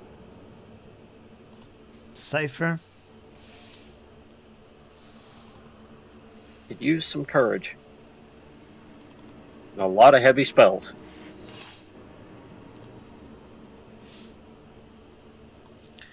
Courageous Anthem. So everybody drag that. She begins to sing in melodic tones with an elven voice, reciting the virtues of bravery and heroics in the face of doom and gloom. And then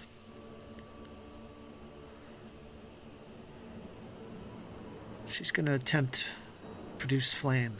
It's a cantrip, but it's got persistent damage. If it's successful at all, could be useful. So let's make an attack. As flame appears between her hands, they begin to glow red, and she points in the direction of this strange stalactite. And flames shoot from her fingertips.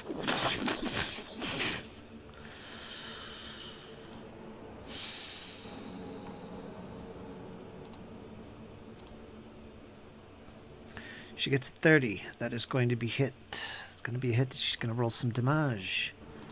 44. Does this have persistent? Leveled persistent fire damage. Let me see. It's level 4 cantrip. Heightened. Increased damage. Critical hit this 1d4. Where's the... On a critical success, the target takes double damage.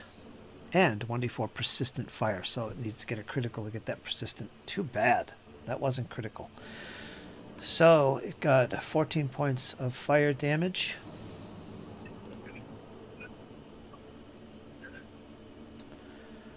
It seems to howl in pain as these flames engulf it.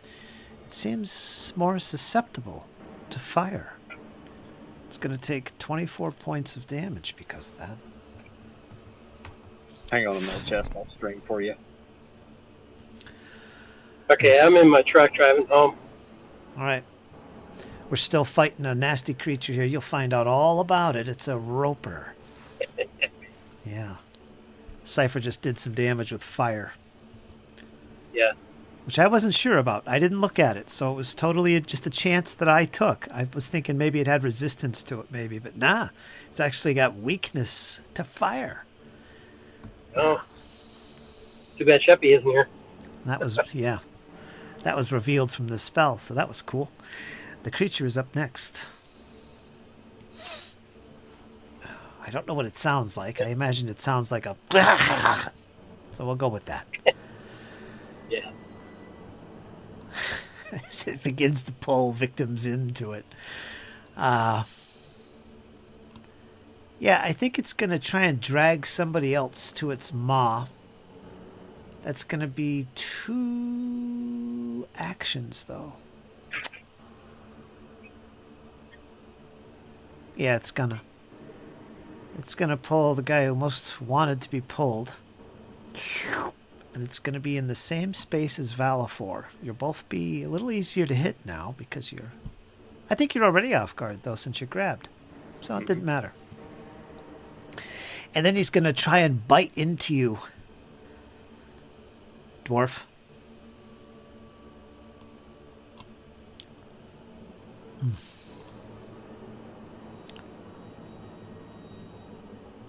Jaw attack.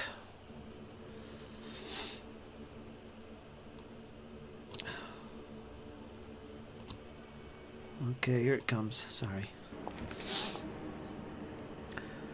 41. You have an armor class of...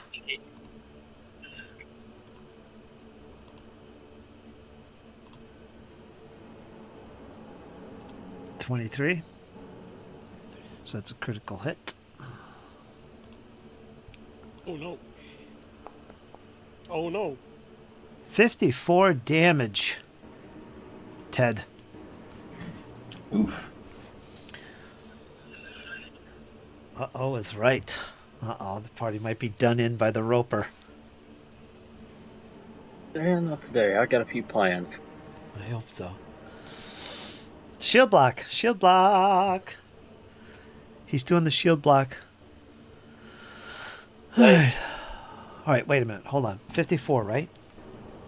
Yeah. 54. That's going to blow up the shield.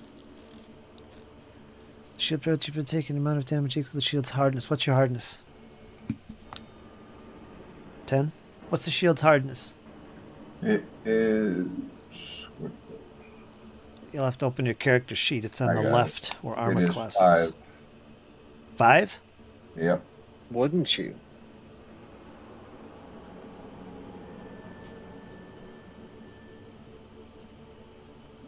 That'll probably break my shield. So I only take 49? Is it 49? Yeah. So 49 points. Well, wait a minute. Yeah, your shield and you take 49 points of damage. So that's probably going to break your shield. Damn. So that shield is broken. It's small. Yeah. Pummel. The teeth just crunched down on it. Spared you a few points. Could be critical. All right.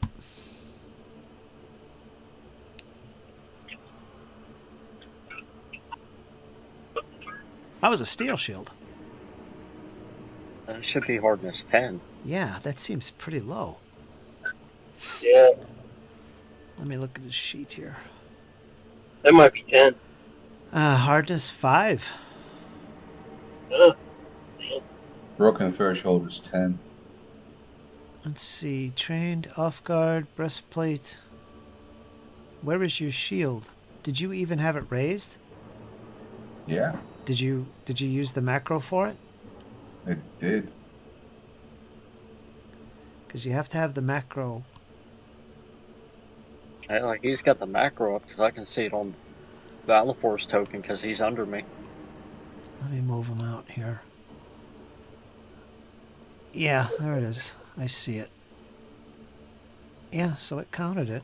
Yeah, maybe they debuffed the steel shield. Wow. Alright. I thought it was 10 too. I'm gonna look that up. Yeah, look it up Yeah, I'm in going to the have old to look book. that up in the book. Yeah, the old book. Yeah. Anyway, the creature did that. Pulled you in, took a big gnaw out of you. You're looking pretty bad, and it's done. We're gonna go to Valifor. You're up, Valifor. This creature Power has attack. you. This creature has you grabbed. Okay, I can break out, right? You could attempt to escape. try. You could attempt to sever the tentacle. It's armor class 27, 18 hit points to sever a tentacle. And it removes the tentacle. All right, I'm going to try to cut the tentacle off Okay. with a power attack. Okay. To that. Very doable. Make sure. 27. 27. Just hit. 25. 20. All right, you're no longer grabbed. Okay, and for my next attack, I'm going to attack the tentacle that is wrapped around the dwarf. Okay. Normal attack. Yep. Ooh, 25. Just missed. Nope.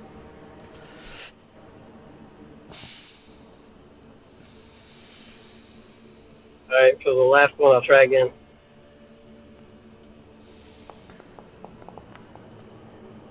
$28. You did it. Hit. Normal right. damage. Slice it.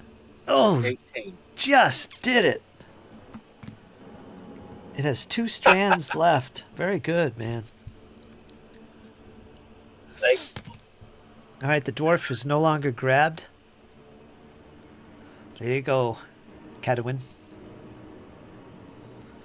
Ah, thank you, laddie. You're welcome. You're done? Let's kill this thing. You're up, Cadwin.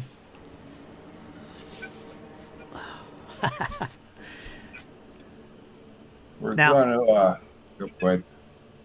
Take note that it has no free tentacles. They're currently wrapped around Bjorn and Draug in the back.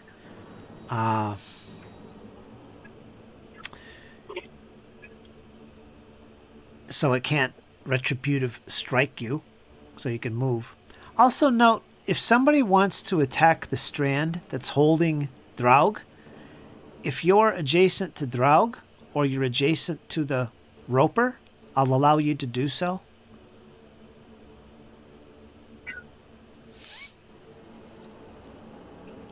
I just looked that up, Fritz.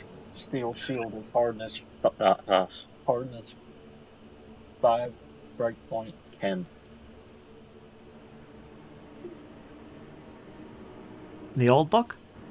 In the new book. Well, yeah, the new book is 5. The question was, what was it in the old book? We thought it was 10, remember? Maybe it was 10 in the old book. That's why we're thinking 10. But I don't know. How often do we use shield block anyway? So maybe it is 5 and always Once has been. before, when a ghost almost killed Elias, we used it. Wow. Well, we're going to whack on this thing.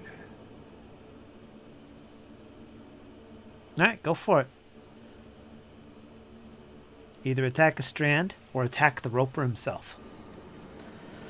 What are you attacking? We're attacking the roper itself. Okay.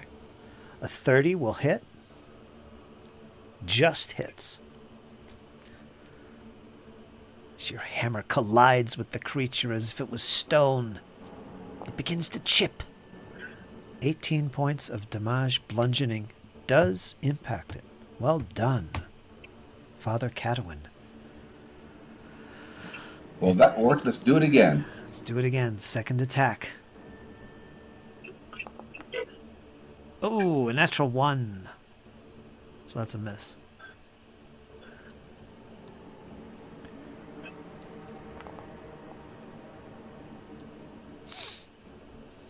$14 is a miss. And that'll be it. All right, you're done. We're going to go to Draug. You don't see behind you since you're fighting the roper, but you hear the cavern fill with a huge roar that makes the air vibrate. Rage. Finally. Finally. All right. I'm gonna bite off the. Oh, everything disappeared from my token for some reason. But I have the status effects anyway. I'm biting the tentacle holding me. I crit it, Yes. and I do so much damage. All right. 22. Yeah, I eat it. Yep. He's now got I'm one gonna tentacle try. left. I'm gonna stride You guys. and stand on top of Bjorn. Here we go. I'm done. Eating it like spaghetti. Oh, Give yourself a hero point, Draug. thank you.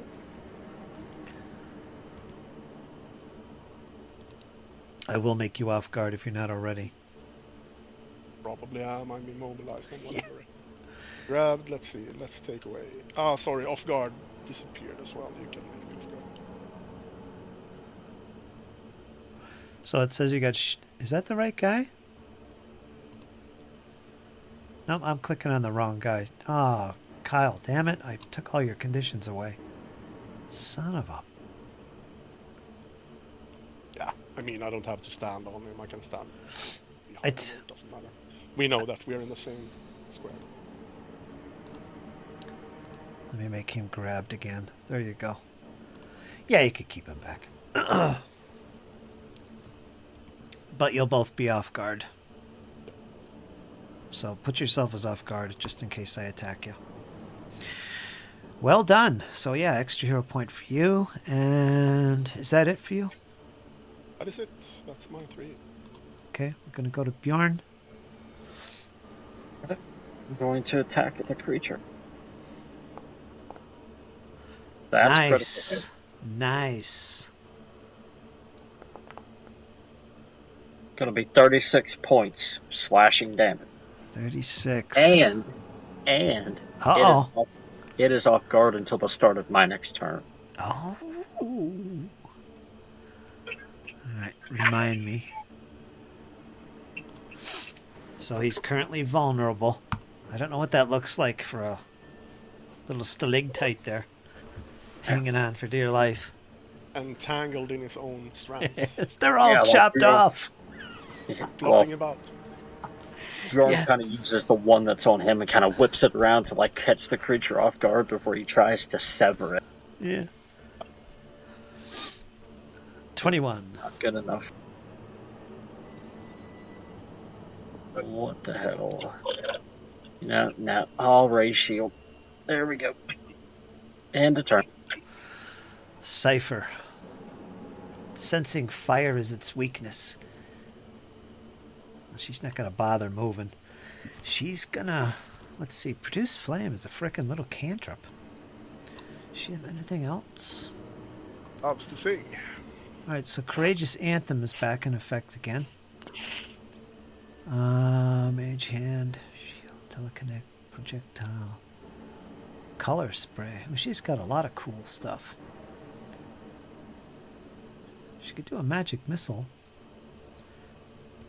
I don't know. She's going to try that Produce Flame again. It's 2 actions, but it's simple to do. It's a cantrip. And there's a chance of getting persistent damage if she gets a crit on this. So she'll make her attack. This fire shoots towards this stalactite. And nope, it's going to be normal. That's okay. We're going to roll damage.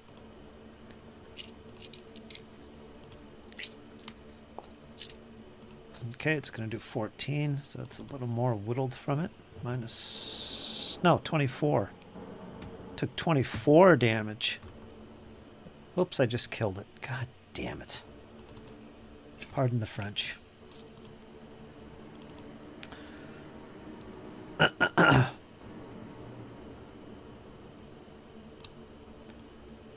One second. It goofed up on me. I think it was at this.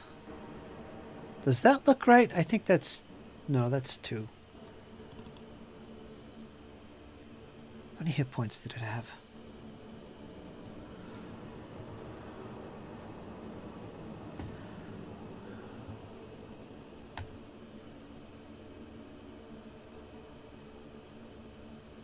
That looks right.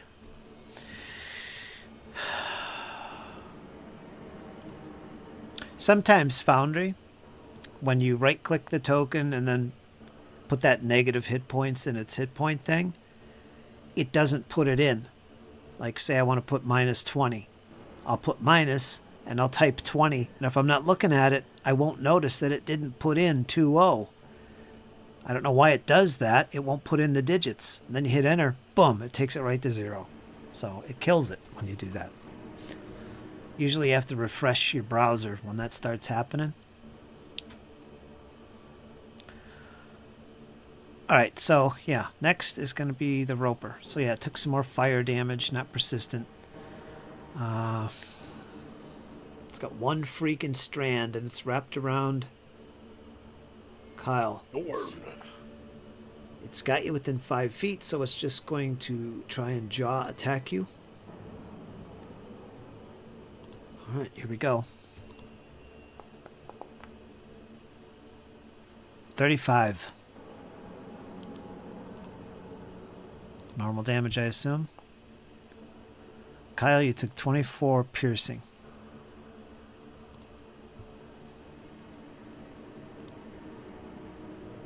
Kyle, are you there?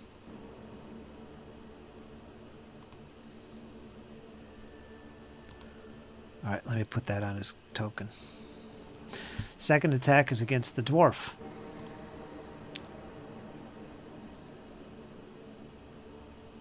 Can y'all hear me now? Yep. Okay. You're okay. I put damage on you. It was 24 points. 27 against the dwarf. That's going to hit. You're going to take 31 points of piercing damage. And then Valafor, it's going to attempt to attack you.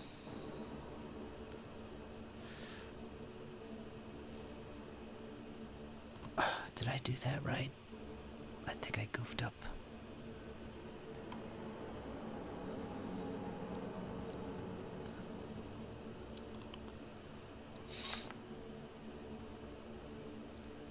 $27 is going to hit Valafor, I believe. Yes, so that's normal damage.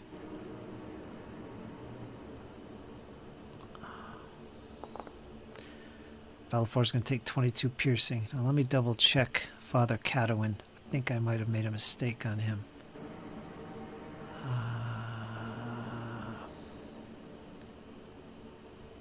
Yeah, I did.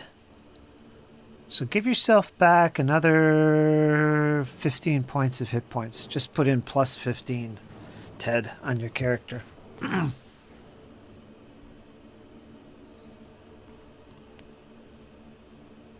that's it. We're going to go to Valafor. We power attack. All right. I'm going to power attack the creature. Its body. Okay. Hit normal.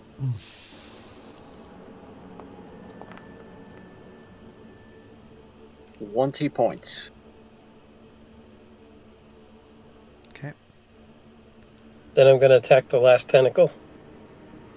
Okay, 27 and 18. Got it? Got it. He's got no tentacles. No. Yeah. It's just a stump. Yeah. 20. All right. There it goes. Liked it. And then for my last trick, I will hit it again.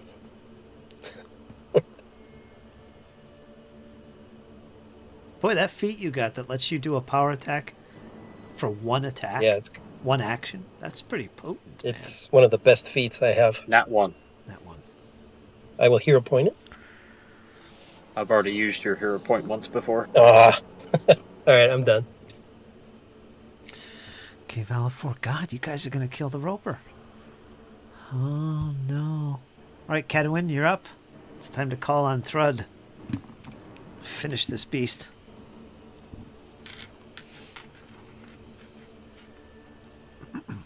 All right.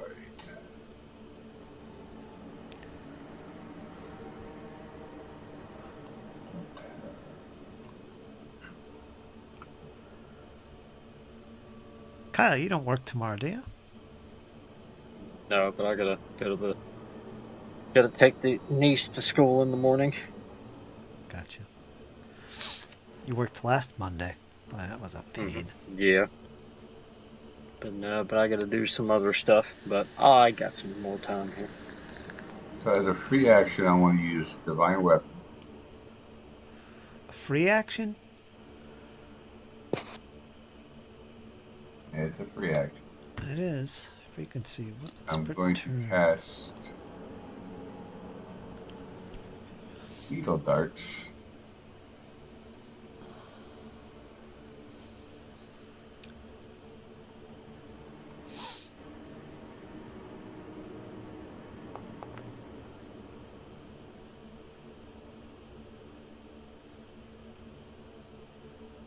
Oh yeah, I remember this spell. That's pretty cool.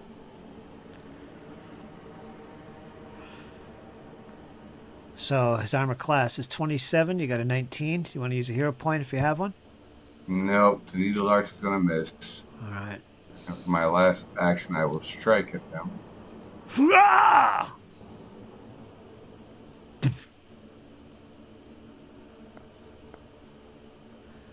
$22. Nope.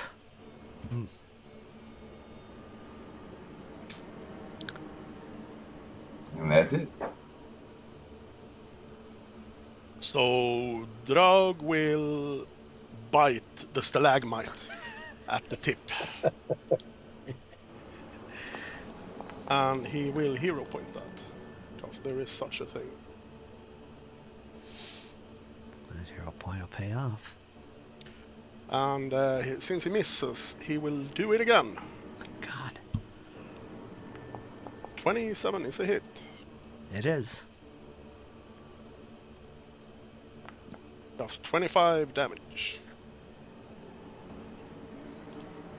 That's quite the bite. Quite Yeah. That's half his hit points he has left. Yep, it worked. Excellent. So yeah, he's at near death. Oh, you guys are ravaging this thing. For his last trick, he will bite it again. Of course. 22, no. And I can't use the hero point again, right? Nope. Well, you can if you have one. I have one. Go ahead and use it. What the hell? Let's go. Oh, if he does this, he might kill it. Come No! on. 23. Oh, nope. So close. 27 was the magic number. But it was doable. You could have done that. Damn. I could have critted. Yep. 1 in 20 chance, but That's what it's all about. Oh, that's Draug is done. Draug is done. Who's going to get the kill on this roper? It's not going to be Draug. It's a long list.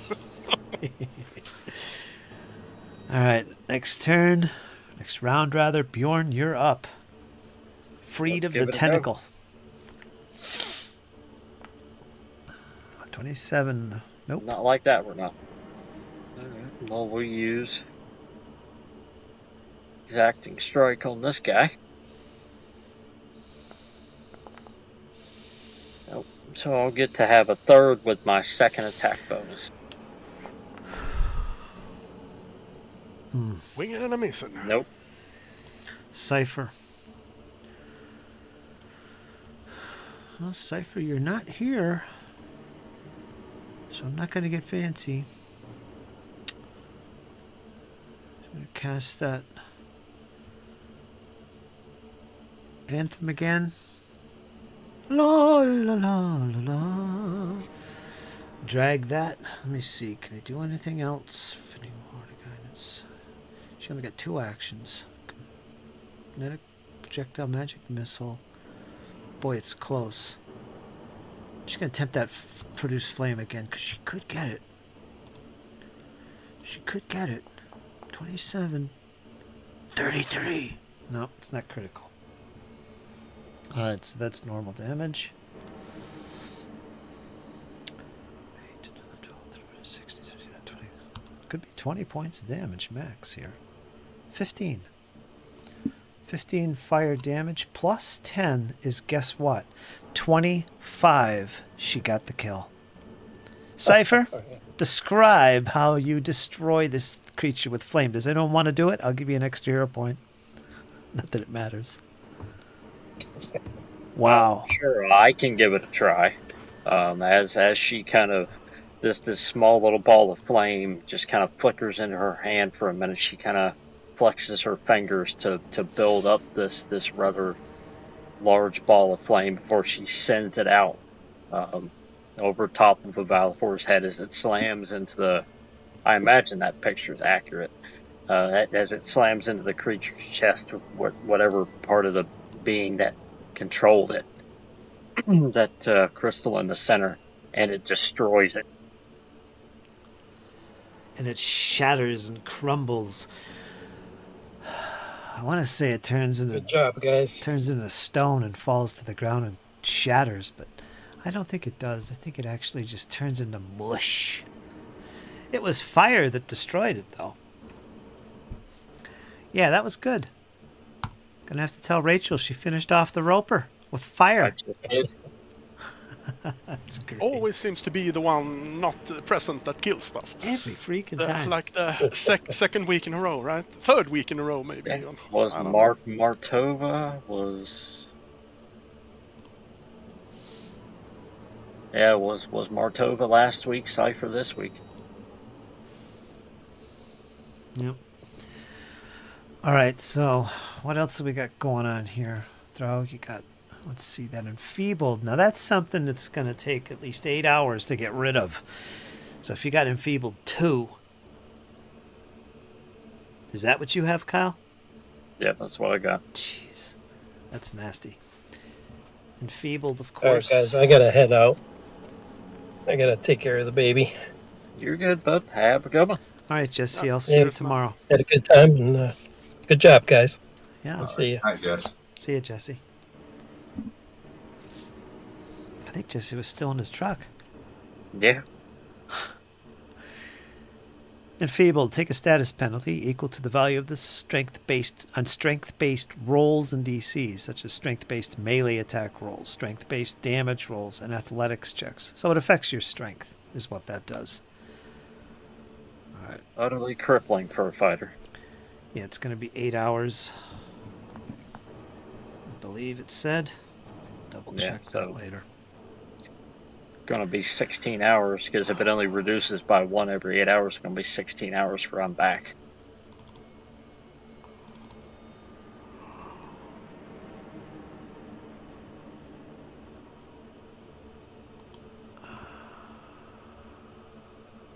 Yeah, let me put it in the chat.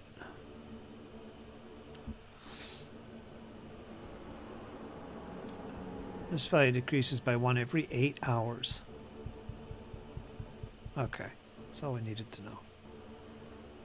So make a note of that. I'll make a note.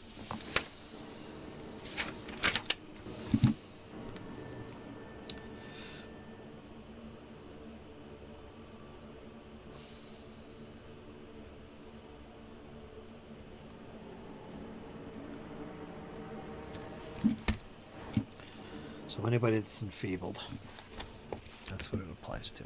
Yeah, that's all of us. All right, so we'll keep this a little bit short here because we don't want to play without the other players. I don't know where everybody went. Right, but Winners never quit. yeah, you've defeated the Roper. It is what it is. There's, I don't know what to say. There's nothing else in here. Just a bunch of little strands, little sticky strands laying around. Ugh. That's about it. It was a good fight, a worthy fight. Want to do anything else in here?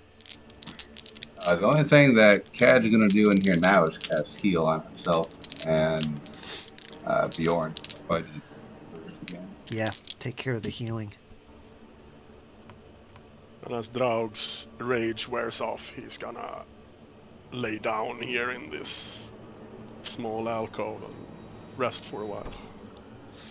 Yeah, maybe you could make this a little... Safe from. Yeah, it's time to look for a new one.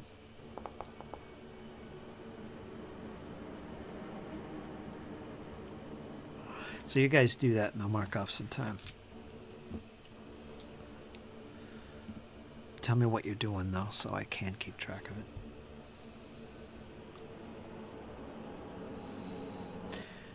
And then once he casts that heal spell, Bjorn will actually do treat wounds on Ted. Well, yeah. So this will be 2d8 plus 10 coming your way, Catlin. Draug picks up the glaive again, by the way. I see. Did you say that's with assurance? Mm-hmm. Yes, sir. Yeah, I was going to do the same thing. All right, so... Out of the benefit of having multiple clerics, we can all just kind of do it. All right, so that's 10 minutes, immune for an hour on the dwarf. And then I'm going to do it, well... Yeah, I'm going to do it on myself as well. Okay, that's another 10 minutes. And you're immune for an hour. I think we're pretty well good to go then. Yeah, got everybody unharmed. What's your looking like? Injured? Oops, let me move them back.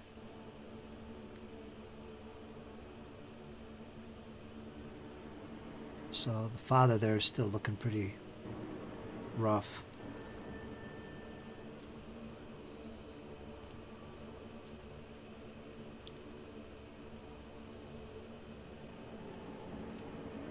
Yeah, but we'd have to wait an hour before we could do it again. So far, you've been sitting here 20 minutes. So treat injury is just a medicine check, right? Yep. So once somebody does a medicine check on you, it normally takes 10 minutes to do a treat wounds roll. But once that happens, you, the one who received the treatment, are immune from it, all medicine checks for treat wounds, for an hour. There's some feats that can reduce that number, but that's the normal way to go. So you're immune from all medicine checks, treat wounds, for an hour. But you can still use like heal spells and stuff like that. Yeah. So far you've been here for 20 minutes.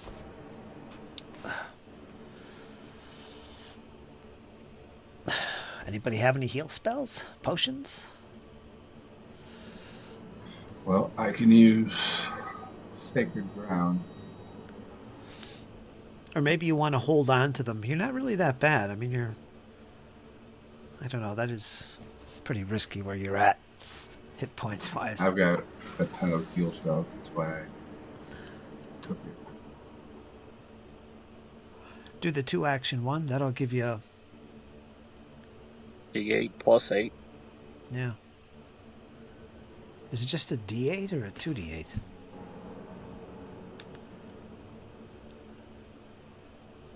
Yeah, it's just a D8. Well, it depends on your level. Because if it's heightened, that's level 3. The spell's a level 1, so you got it heightened up to 3. So you're going to do... You should be doing 3D8. 3d8 plus 8, plus 16. Yeah. If you click that roll healing button, it'll already factor in the spell's level for you. So, bunk. 38 points. Ooh. You're looking good now. Oh, yeah. I'm almost back to full. We're looking good now. All right, so you're all good. Everybody's looking pretty good. And that took just 20 minutes. So, let me mark off the time.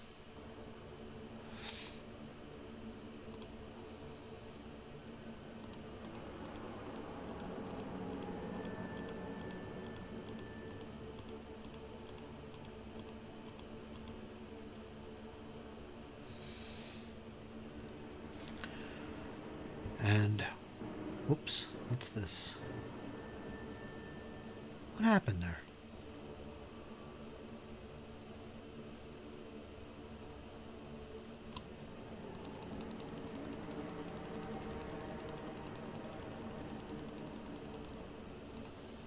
Took away the enfeebled? What did it do there?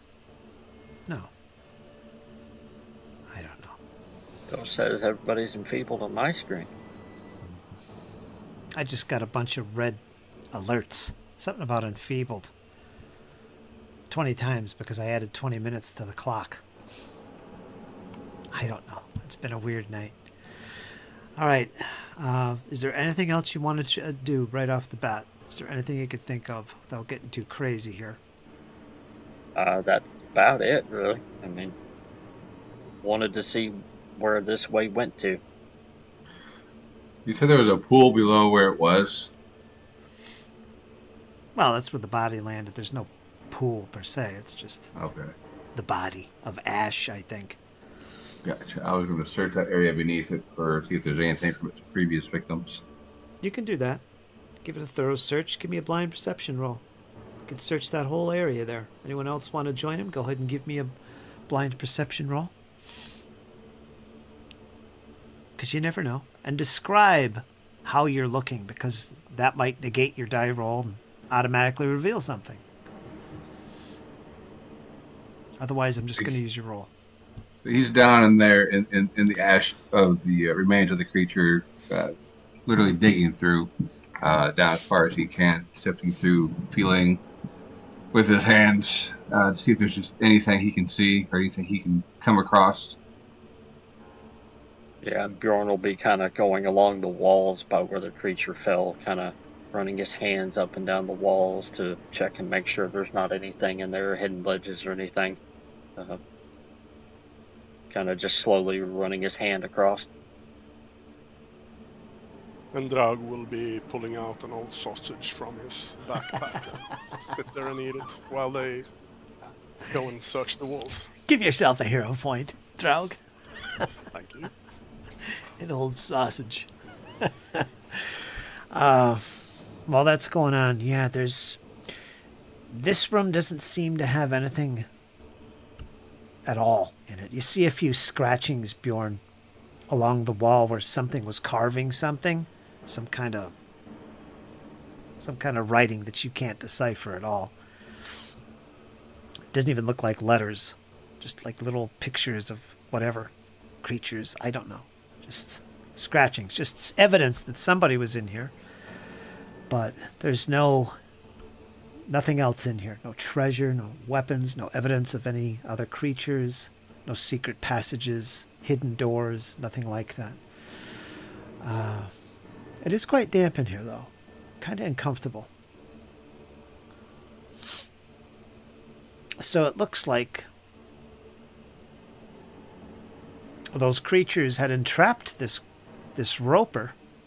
We'll call it a roper. You guys haven't actually identified it, but, it's a roper. Seem to have entrapped it in here.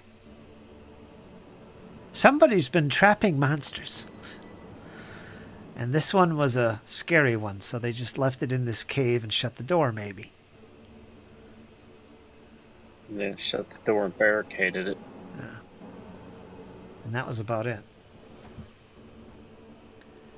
So I guess the next thing to do is head out of the room and explore further south, or explore the docks.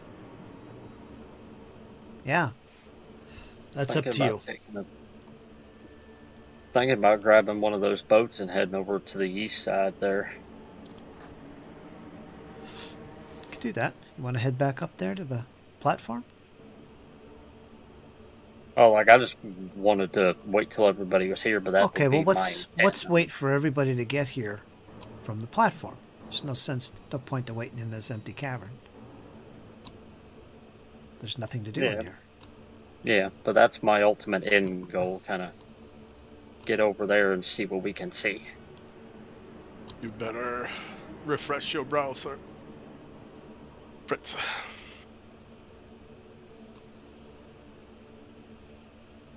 Something happening? Yeah, we pulled my token at the same time. Yeah, like I got multiple Bjorns, multiple Valafors. See, it didn't do that on my end this time. So you guys got to refresh. Foundry is actually not responding even.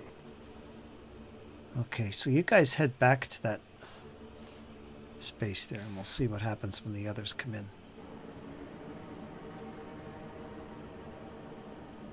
I don't know if that's a good place to hang out, but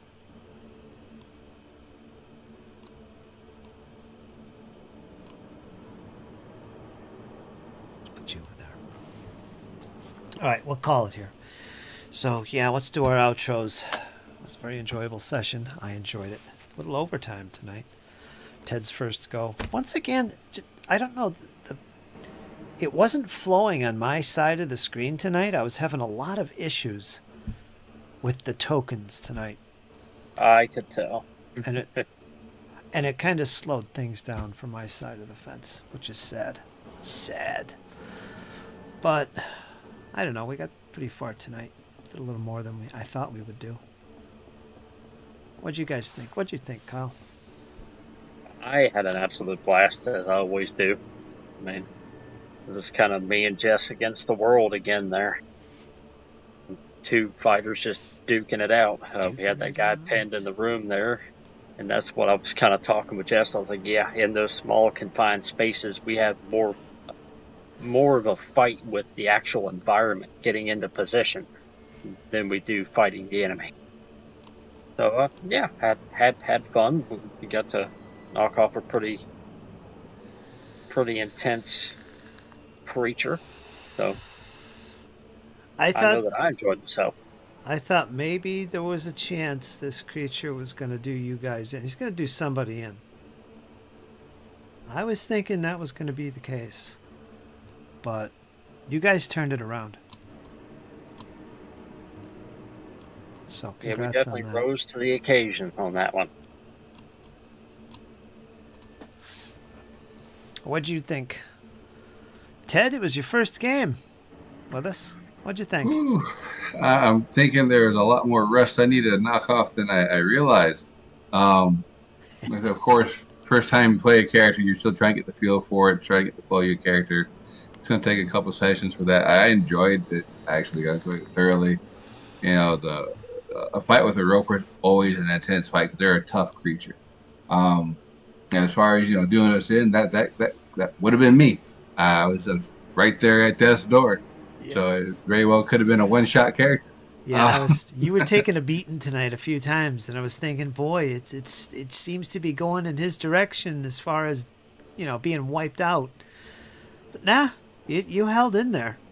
There was some heroic stuff going on. You were saved by that. Somebody chopped off the tentacle that was holding somebody. I think it was you, right? It was Draug. I was saved by Draug. Draug. Mm-hmm. He gets the player of the evening reward. The sausage, the turning into a bear, biting off tentacles after being frustrated because his little knife wasn't cutting through the damn thing.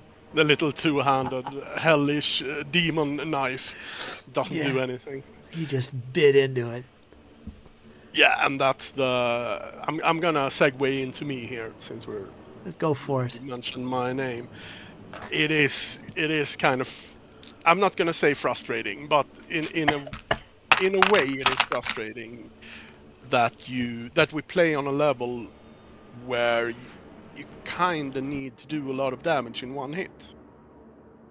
And unless Draug rages and uses his runic body, which is once per day, he doesn't do any damage. It was like a D8 plus 6. So if I, do max damage, I do 14 damage. And yeah, I don't know.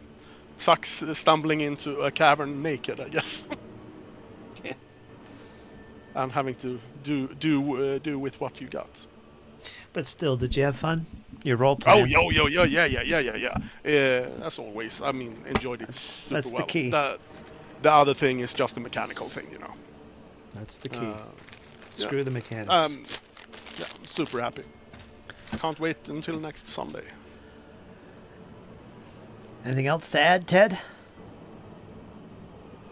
Is it your first No, session? like I said, no, it was a lot of fun. Close call there. Yes. Definitely. Cad's going to be doing some praying to Trud for some different assistance that he may be a little more helpful if you can't get in the front line there. The hell with you, Trud. And definitely on the market for a new shield here. Definitely looking forward to next Sunday to see what else I can break. Yeah, that got Last destroyed, Sunday. right? Your shield is broke. All right, so what that means is you need to More make than broke. you need to make a crafting check, and you got to have tools. If you've got tools and succeed at your crafting check, you can fix and repair the shield. So you could either throw the shield or say, I'll still carry it around. I might, find a repair kit or someone to fix it for me. All right, Last right Sunday- now. Go sorry. ahead. Yeah, I'm just so get it out of my system. Last Sunday I was dying twice. Like twice. 0 hit points and dying condition. So yeah, it seems to be like a right of manhood in this group to almost die when you start playing it. Oh, I didn't you're doing almost good. die. I didn't almost die, boys. I've buried more than one fighter in this place. We've got some veterans. Everybody in this group, every player, has died at least once. And that includes Valafor? Yes? Sheppy? No, Sheppy didn't. Nope, I've been the only one that's actually died. Me and Diz. We had a TPK there where everybody died except the dwarf. He survived, but everyone else was technically dead, but I saved them with Sheppy. Interesting. Yeah. So right now he'll probably carry that broken shield around because it serves as a spell component for his needle dart spell. Or that spell that throws things at the target that Cypher's always doing. What's it called? Telekinetic projectile. Yeah. She could use that. Banned. If you can do that with a spell, there's no reason you couldn't throw the damn shield at somebody and try and hit him, right? Be a hard DC, but still. Never know. Catch him with the edge. All right, folks, we're going to call it here. Another good session. Episode 92 is next Sunday. Hopefully we'll get everybody back here, including Jesse. Even Karma should be making a return. Who else? Kat should be back. We could have a big crowd here next time. So stay tuned for that madness. Cameras flying. So, yeah, folks, you guys hang in there, and you know why. It's only going to get better. We'll see you next time.